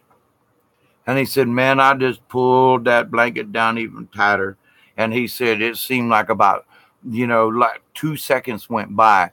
And all of a sudden, he said, it was dark. That sun was gone. There was no twilight. It was dark. He said, I just started shaking in my bones. Now, I mean, he's telling me this story, and I'm sitting there, and there's sweat breaking out on this man's face. And it's running down, and he's like this, and he keeps saying, you ain't going to tell nobody about this, are you? You ain't going to tell nobody about this, are you? Well, I kept that promise for 20 years, but to the point, I can't remember his name. But anyway, so I kept this secret. So now here comes the really strange part of this. He said, as soon as it got that dark, he said, the door opened. He said, scrape on the floor, could feel it. And he said, I heard these. He said it was like a big cat's paw. He said I could hear it, but it was like a cat sneaking up on me. And he said, I peeked up underneath there towards the door. And he said, all I could see was a pair of old feet. He said, and a bunch of rags hanging down around them old feet. He said, then I heard this voice say, youngin', now don't you all be scared. I'm that root doctor. I'm here to help you, son. You come with me. I promise I won't hurt you. I will not harm you. Now these words are coming out of this old man's. He said it was a man, so coming out of this old man's mouth. But all he can see is like little bits of his clothes. And he said he could feel the basket float up. He said it didn't feel like the old man had bent down to pick him up. He said it felt like the basket floated up and he was going through the door, peeking through under his blanket, right? So he said that goes into this old shack. The old man closes the door behind, and he's rested down in the middle of this room on an old piece of carpet. On the opposite side of the room from where the door just closed, there is a fire burning brightly, going smoke up the chimney. And like if they had seen this coming down the road or down the hill, that has seen smoke coming out of the chimney. He said none of that. He would have heard the crackling of the fire sitting on the front porch because it was such a small shack. He could have heard the old man in the room starting the fire. There were all these other things that he should have been aware of. And the fact that there was a blazing fire in this fireplace. And he said, but I felt no heat from it. He said, but it was just a crackling and just a going. But he said, I felt no heat from it. And he said, then the old man came over and he said, I'm going to peel back this blanket now, boy. Don't be scared. Don't be scared. I'm not going to hurt you. I'm here to heal you. And just pull that blanket out ever so slow. And he said, and here was this old, frail black man. Just old and frail. Not necessarily decrepit per se, but he just, like really thin and, just old and frail. But he said his frailness was a misgiving, a mistake. It was a mistake on his part to think that this old Negro man was frail. He said because he bent over without a grunt or a groan and lifted him out of his basket and just held him and said, please trust me. I'm going to heal you. And he put him down on this piece of carpet right beside the basket. And he said, he sat the boy up. And now the boy, Mr. Jim was saying, he said, I can look around now in the room. And he said there were stuffed animals. There were herbs hanging from the open rafters. I mean, just think of an old, I hate to say witch, but yeah, okay, an old witch's, house out in the country in some movie. And this was in 79 now, okay? So he's describing the herbs hanging, and there's stuff on the mantle plate, a little small wooden mantelpiece, and there were things beside the fireplace. And he goes into great description about all of these things in this little one-room hut, house, shack. And I mean, I'm watching him going, whoa. He can't be lying, because it was like, and on this wall was a this, and a thumb, and on this wall over here was he was recalling this stuff as like it had happened just yesterday. So that part was kind of freaking me out. I was like, okay. So now he's in the house, the hut of the root doctor. And he said the root doctor went over to the fireplace, had a pot sitting there with some boiling steaming coming off. He said a few words that he couldn't understand, took something off of this shelf, a little something off of there, made up this little, poured some water or something liquid that was steaming into this little cup bowl thing that he had. Apparently, he said it was just like someone had just went outside and gathered up some clay, made a bowl out of it, and heated it by the fire just enough that it would hold the liquid. And he said, so I'm holding this little, clay cup and drinking this stuff. Wait. He said the old man said a few things, mixed up a few things, and poured it into this clay cup. Then said, son, this is going to be some of the nastiest stuff you ever going to take in your life. But if you wish to live and walk again, and the boys, he said, I had never been able to walk. As I grew up, I had never been able to walk. That's important. And so he said, I didn't say anything, but the old man, he said he could see his eyes, and they were clear. They were shining in the firelight. And apparently there was a candle lit somewhere. And that the boy said he, as soon as he started getting it to his nose, he wanted to throw up. But he took it down, and the old man kept saying, boy, take it down now. It'll make you feel weird, but you're going to be all right. So he finished it, like to gag. Apparently the old man gave him like a water chaser. And he said, within a few minutes, he said, my head started to swim. He said, I mean, David, he said, I know you were busted for illegal drugs. And he said, have you ever taken LSD? And I was like, yeah, okay, yeah, okay. And he goes, I haven't.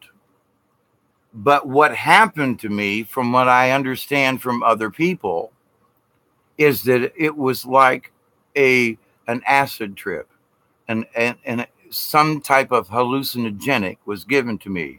Could have been mushrooms, magic mushrooms. They still grow in South Georgia, northern Florida, and around. But anyway. So, but he said he saw this old man transform into this light, not meaning as in bright light, but light as in light on his feet, light. And that this old man started to chant and started to dance in a rhythmic way around me and around my blanket. And he said, as he chanted, as he sang, he would rattle bones. He had a shaker. He had a drum. He said, but as these things happened, I felt myself leave my body and float in the room, so that I watched him do these things around me.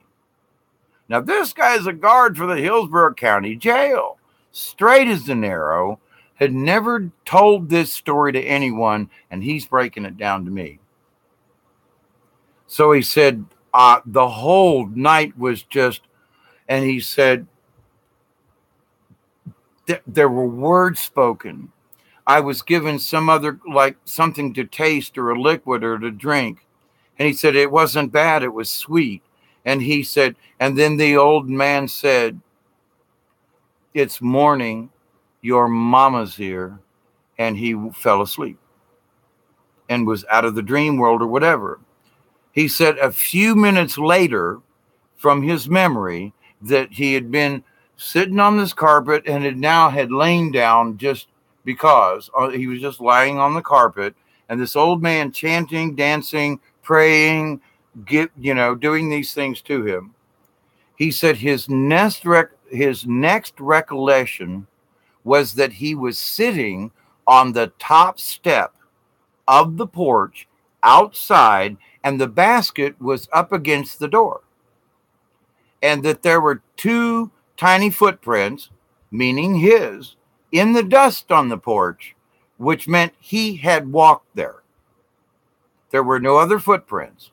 And as he realized that he was sitting on the step, he heard the truck coming down the hill as the sun was coming up, because that was the deal. You drop him off at sunset, you pick him up at sunrise.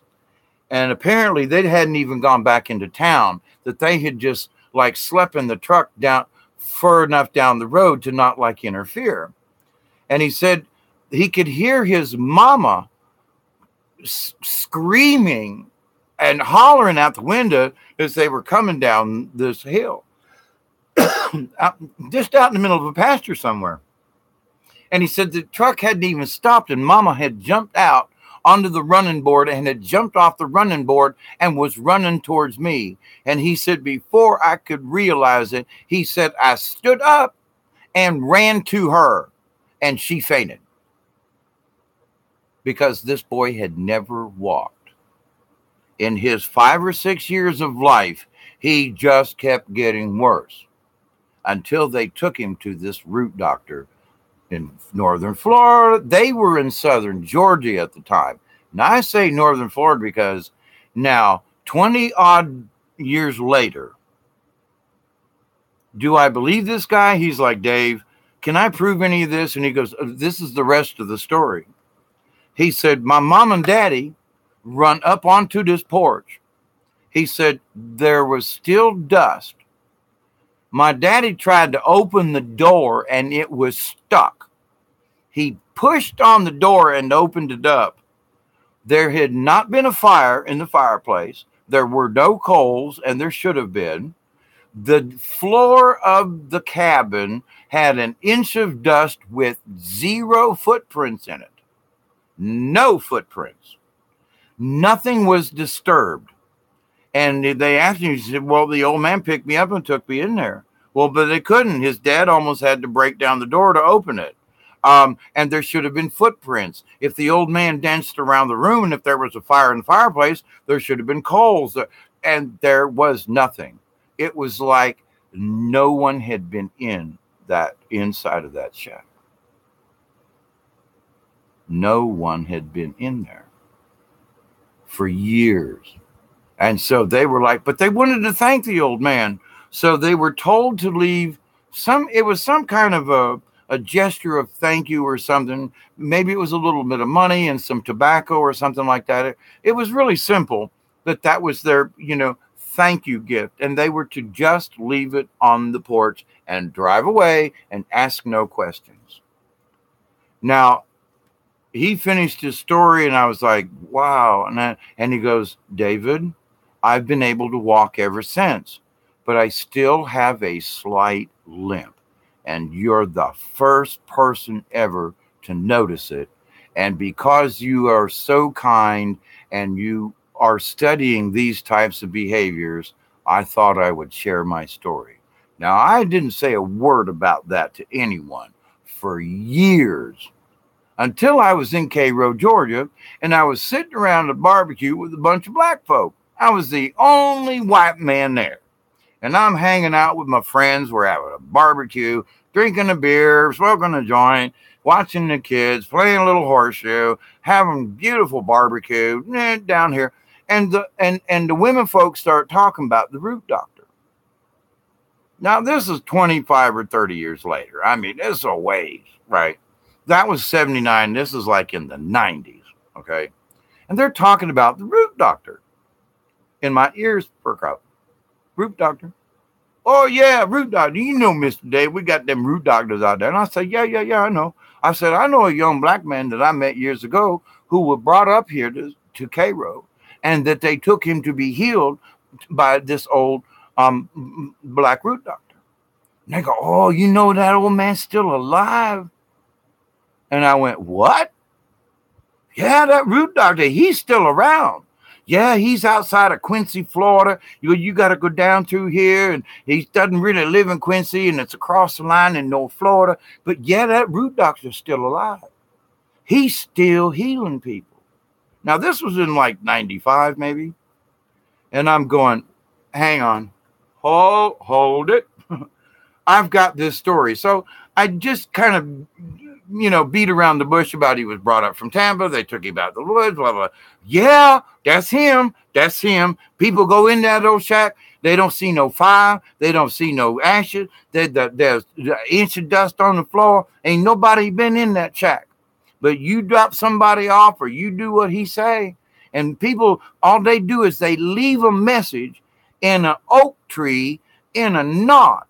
So you put a note in this oak tree down in the edge of the swamp.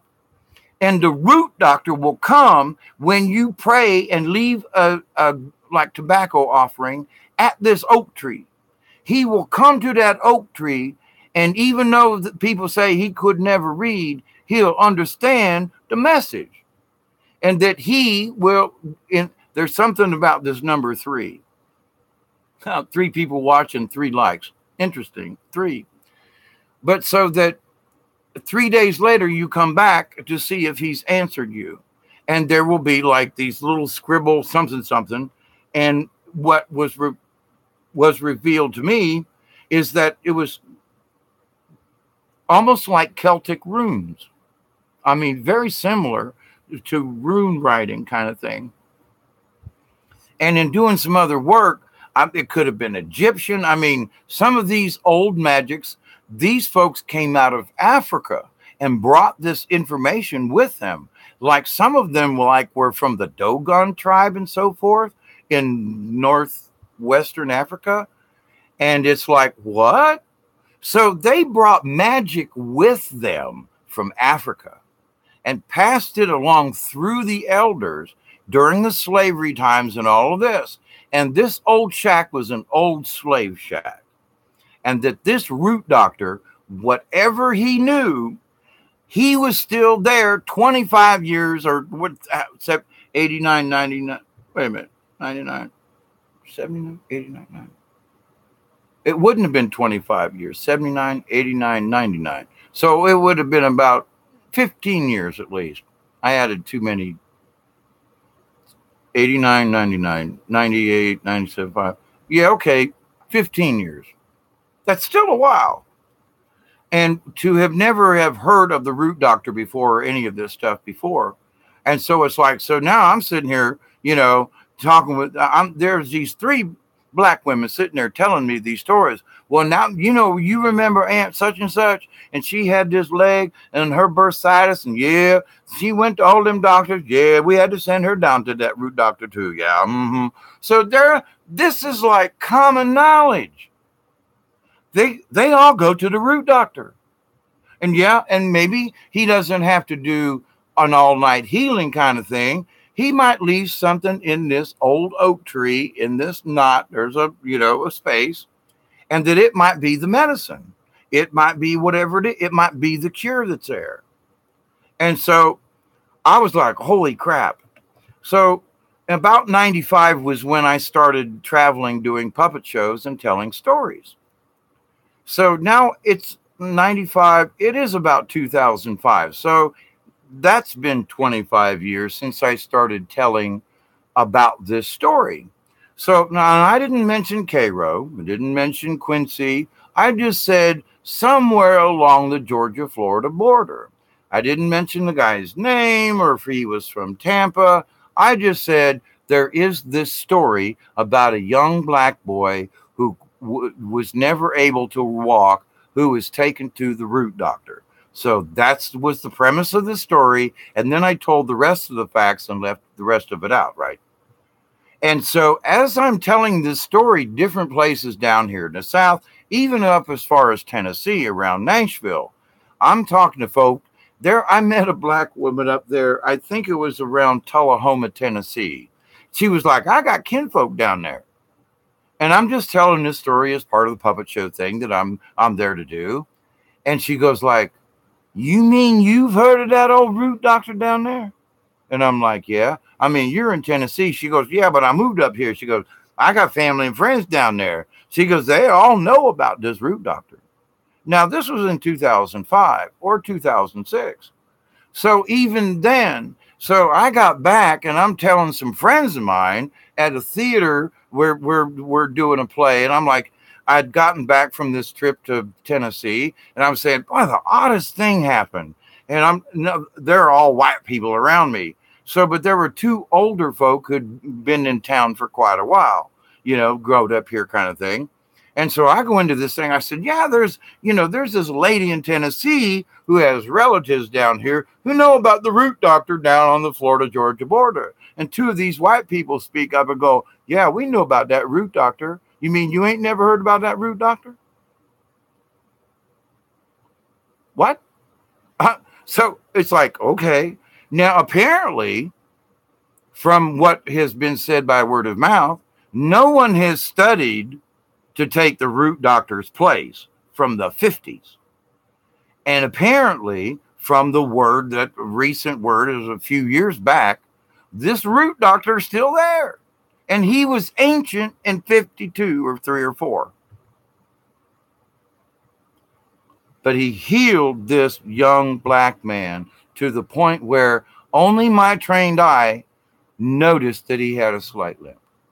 And I never would have found out about this had I never learned that story, had I never spoke about the root man that, that cured this. I never would have found out that he really does exist and could very well be living right this minute and could very well be 150 to 200 years old, because they say he came from Africa. His spirit came from the old tribes.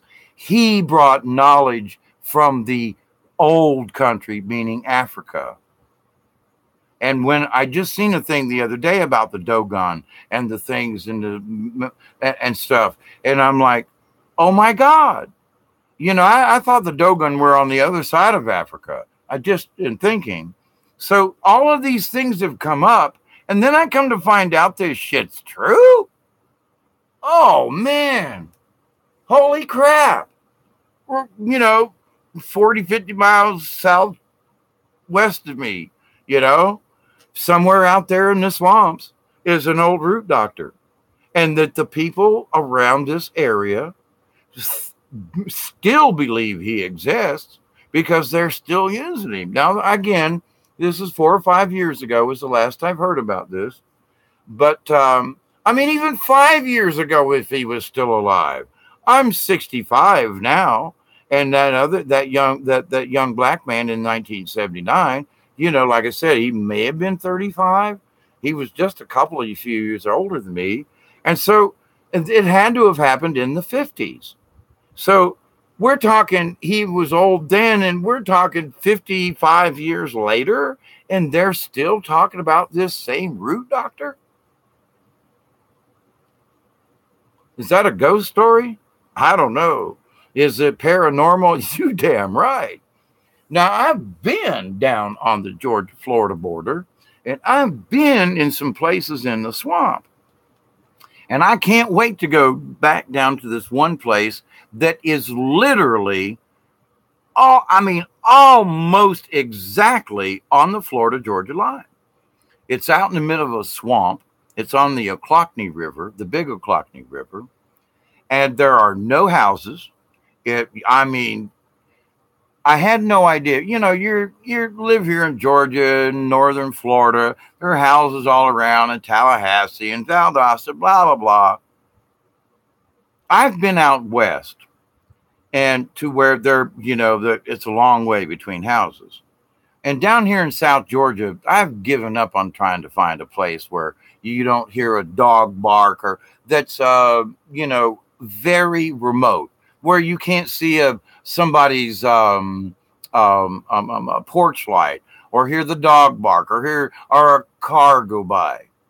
Well, I found this place down on the river at the Florida line, And I mean, I'm in the middle of the night. I've been on this river and I've been down there, and you can't hear anything but the swamp. You can't see anything but the swamp.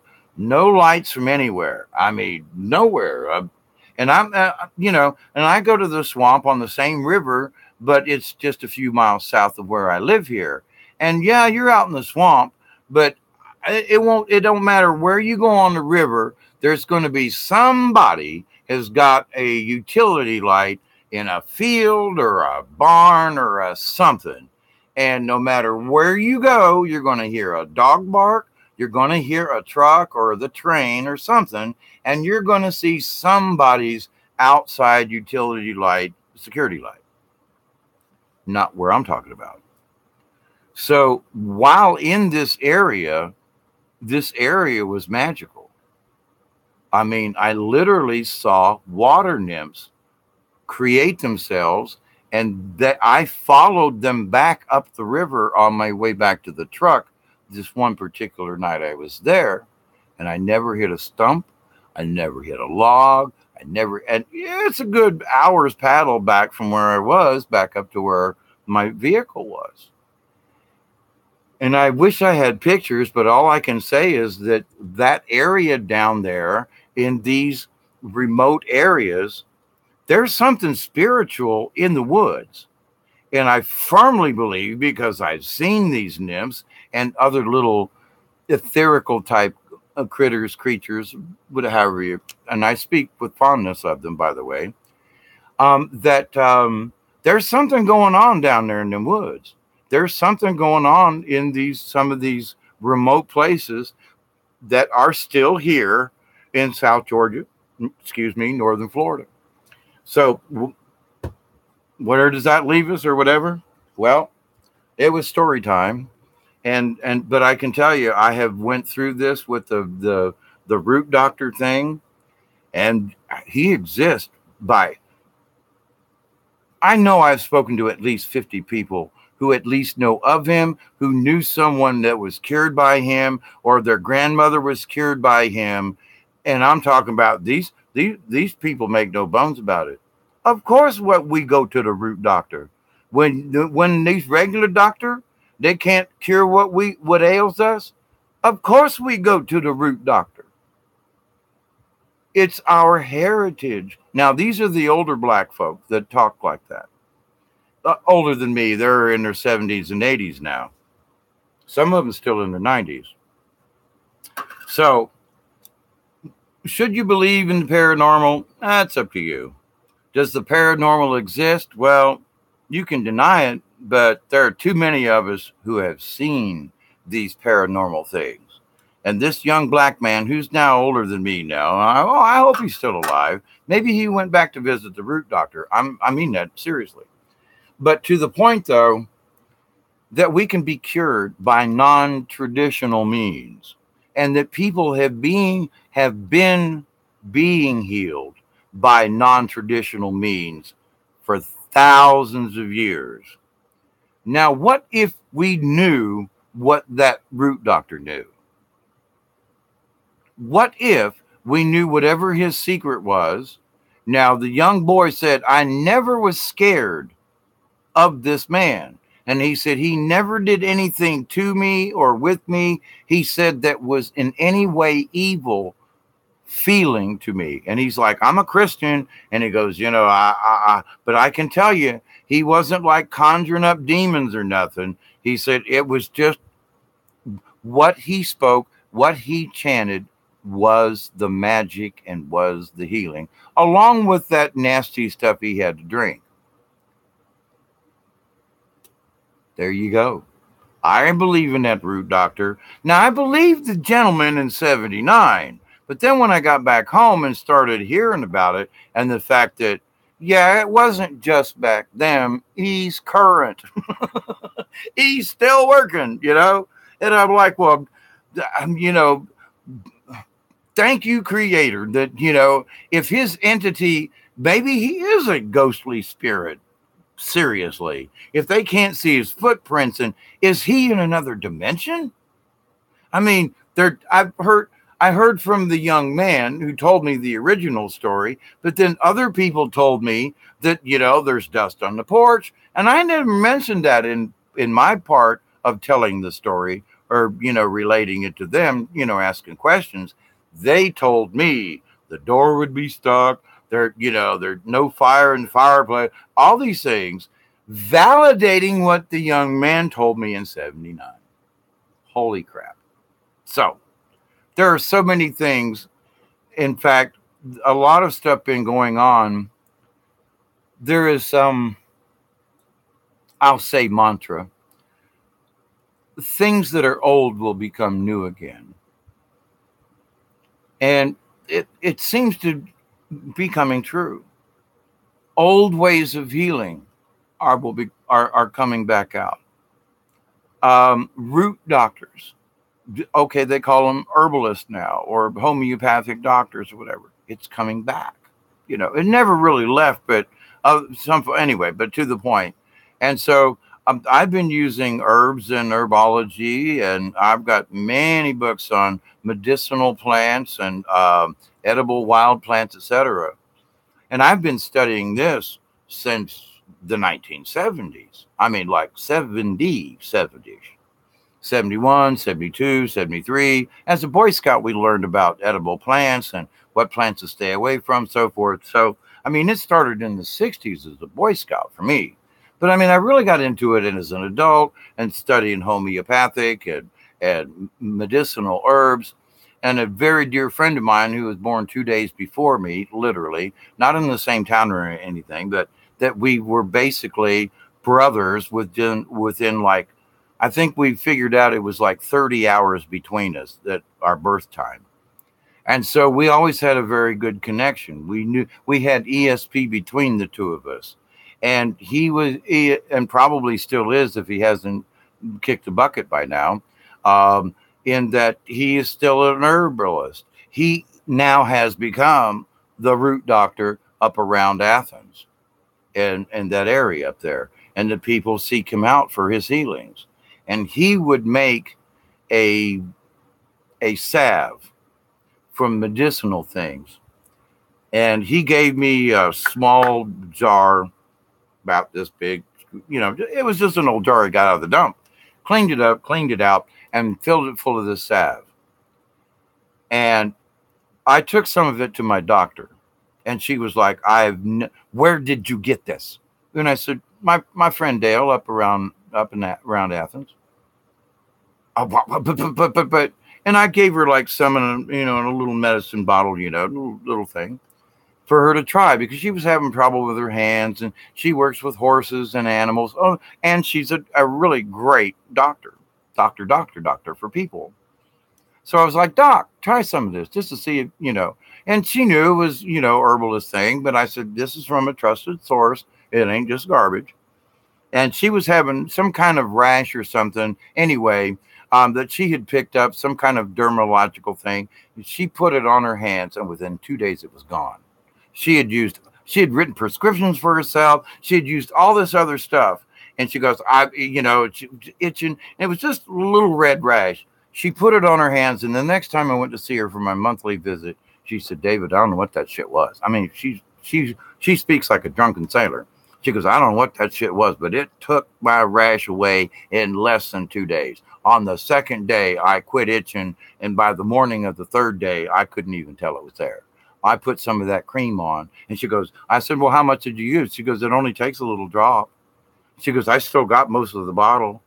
What is this stuff? And I said, well, it's my friend. He picked it up from an old herbalist, and he was taught how to do this. And I said, it's beeswax and this herb, that herb. And I said, there it is.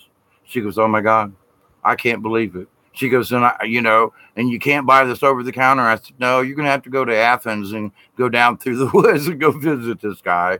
And he only makes it like once, maybe twice a year when the right kind of herbs comes in, and he can make a batch. But when he started passing this out, folks started coming from miles and miles and miles around. And I had gotten a really bad sunburn that year on my legs, because I was in an open kayak for like the whole day. And I'd use some things and put stuff on my legs. But I mean, I could not walk. And the little red things on the YouTube, I was that red. It hurt.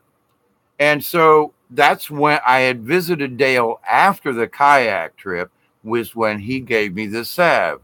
And he goes, put some on right now.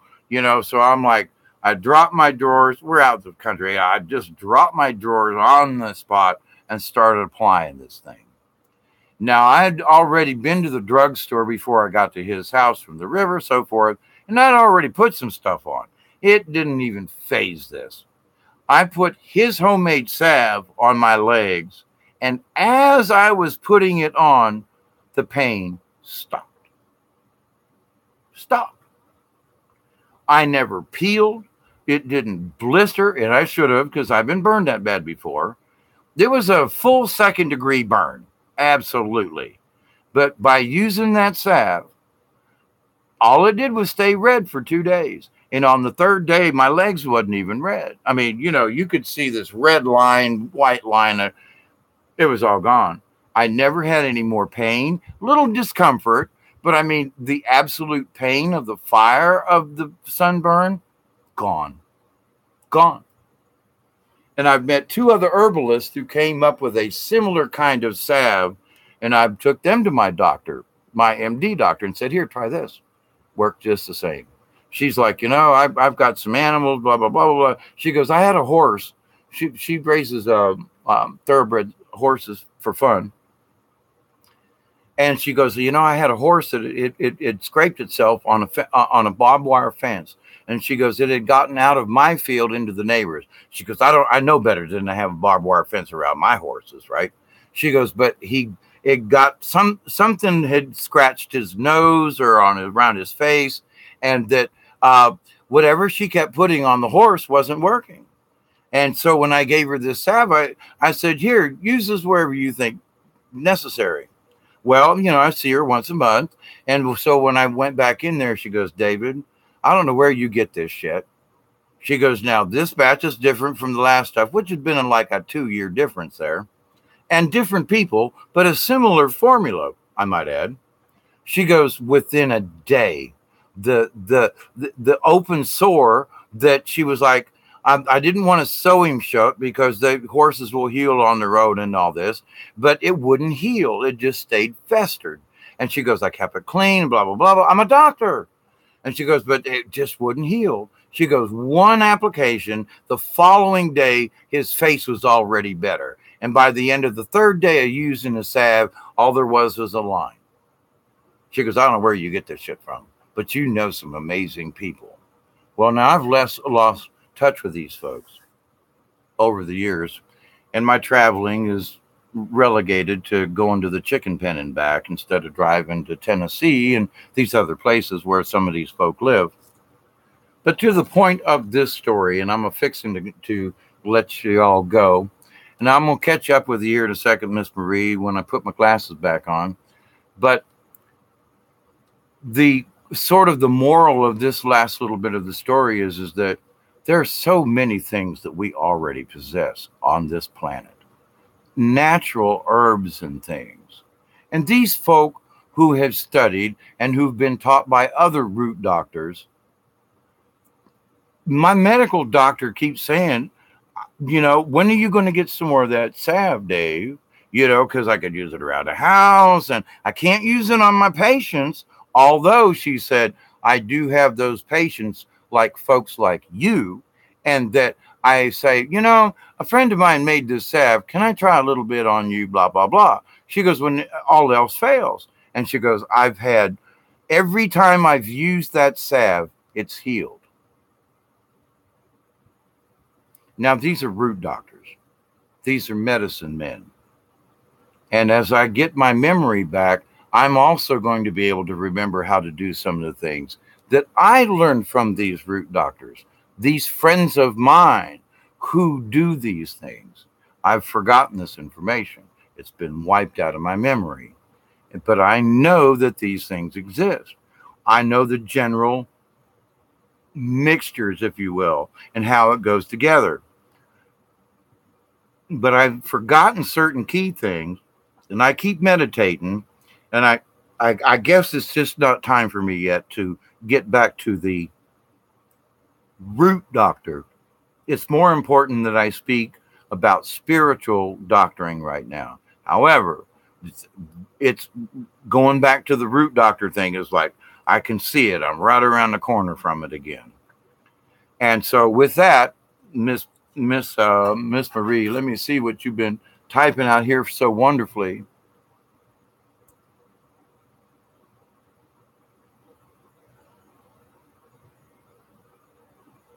Yeah, I was amazed that they let those books in the prison too.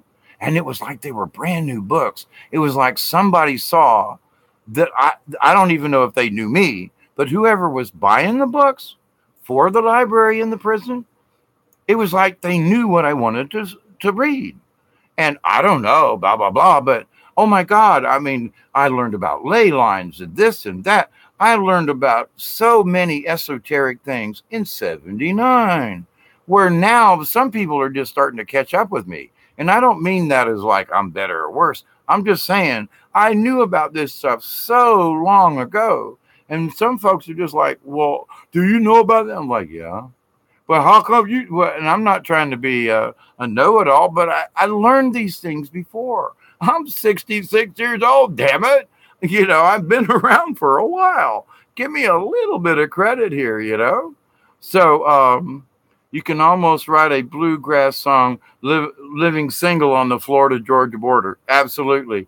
Actually, I have a blues song, a little harmonica in there, and some old yeah.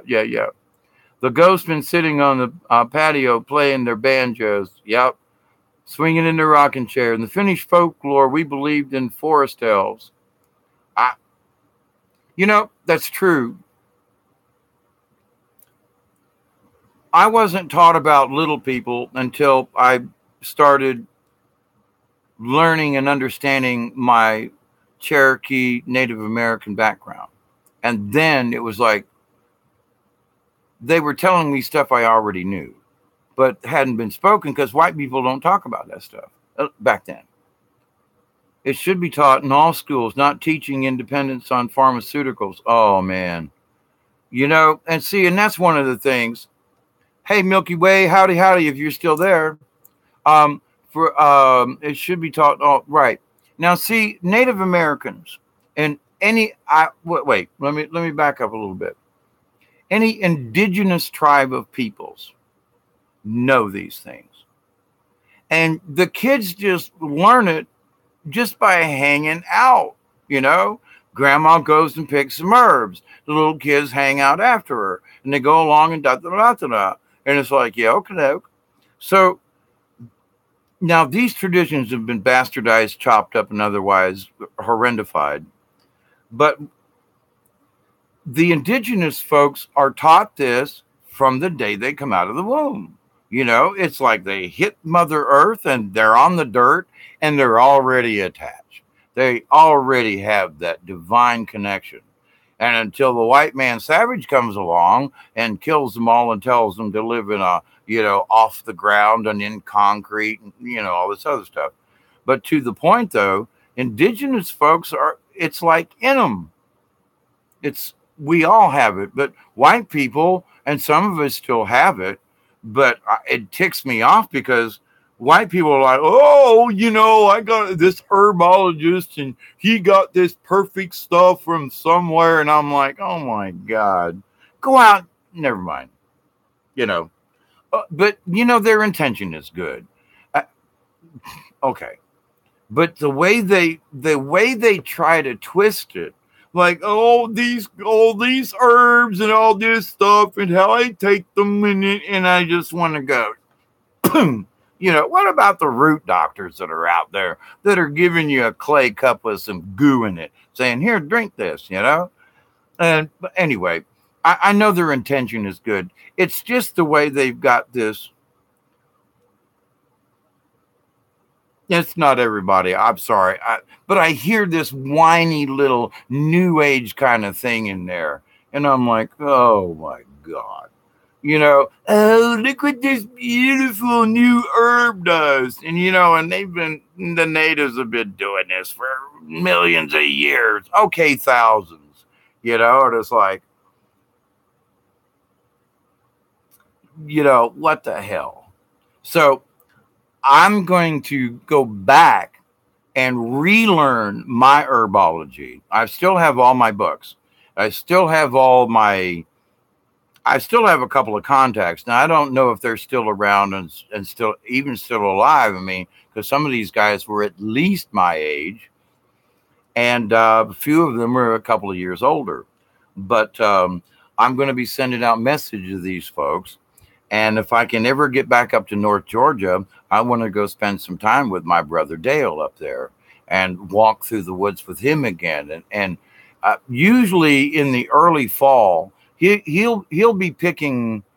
A lot of things are going to flower now, and he'll be picking his herbs now to prepare for the batch that will come up like in September when all these things come about. So I'm sort of in the same vein. I've already got some leaves drying from the mullein plant. My last paycheck, I went and bought a fifth of gin so that I can use that to make my tinctures with. I got some blackberry brandy that I'm going to use for my tinctures. So when I dissolve the oils out of the leaves, I can mix them in with this little bit of alcohol, anyway. So I'm already back on that track. Not like I used to be. I used to be able to spout off, herbal things to cure stuff with, and I can barely remember anything now. So,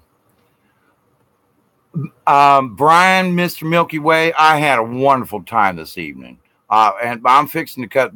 I've been on for 2 hours and 16 minutes now, and I still haven't had supper, But I was on a roll, and you were right, man. I was like, I'm going to get right back on. It took me like 10 minutes to get back online, So I got to go to the toilet. I'm hungry. I'm out of drink. And I've been 4 hours on the internet without a break. So, but anyway, I send you love and light. I hope that this was at least fun to listen to and all. But I love you, love you, love you, love you. And thank you so much. So, but I'm just gonna shut up because I'm hungry, tired, and I'm gonna pee my pants if I don't shut up. So, bye, y'all. I love you, Marie. Thank you, Marie. Have a wonderful evening, morning, and Brian, I'll talk to you soon. Bye.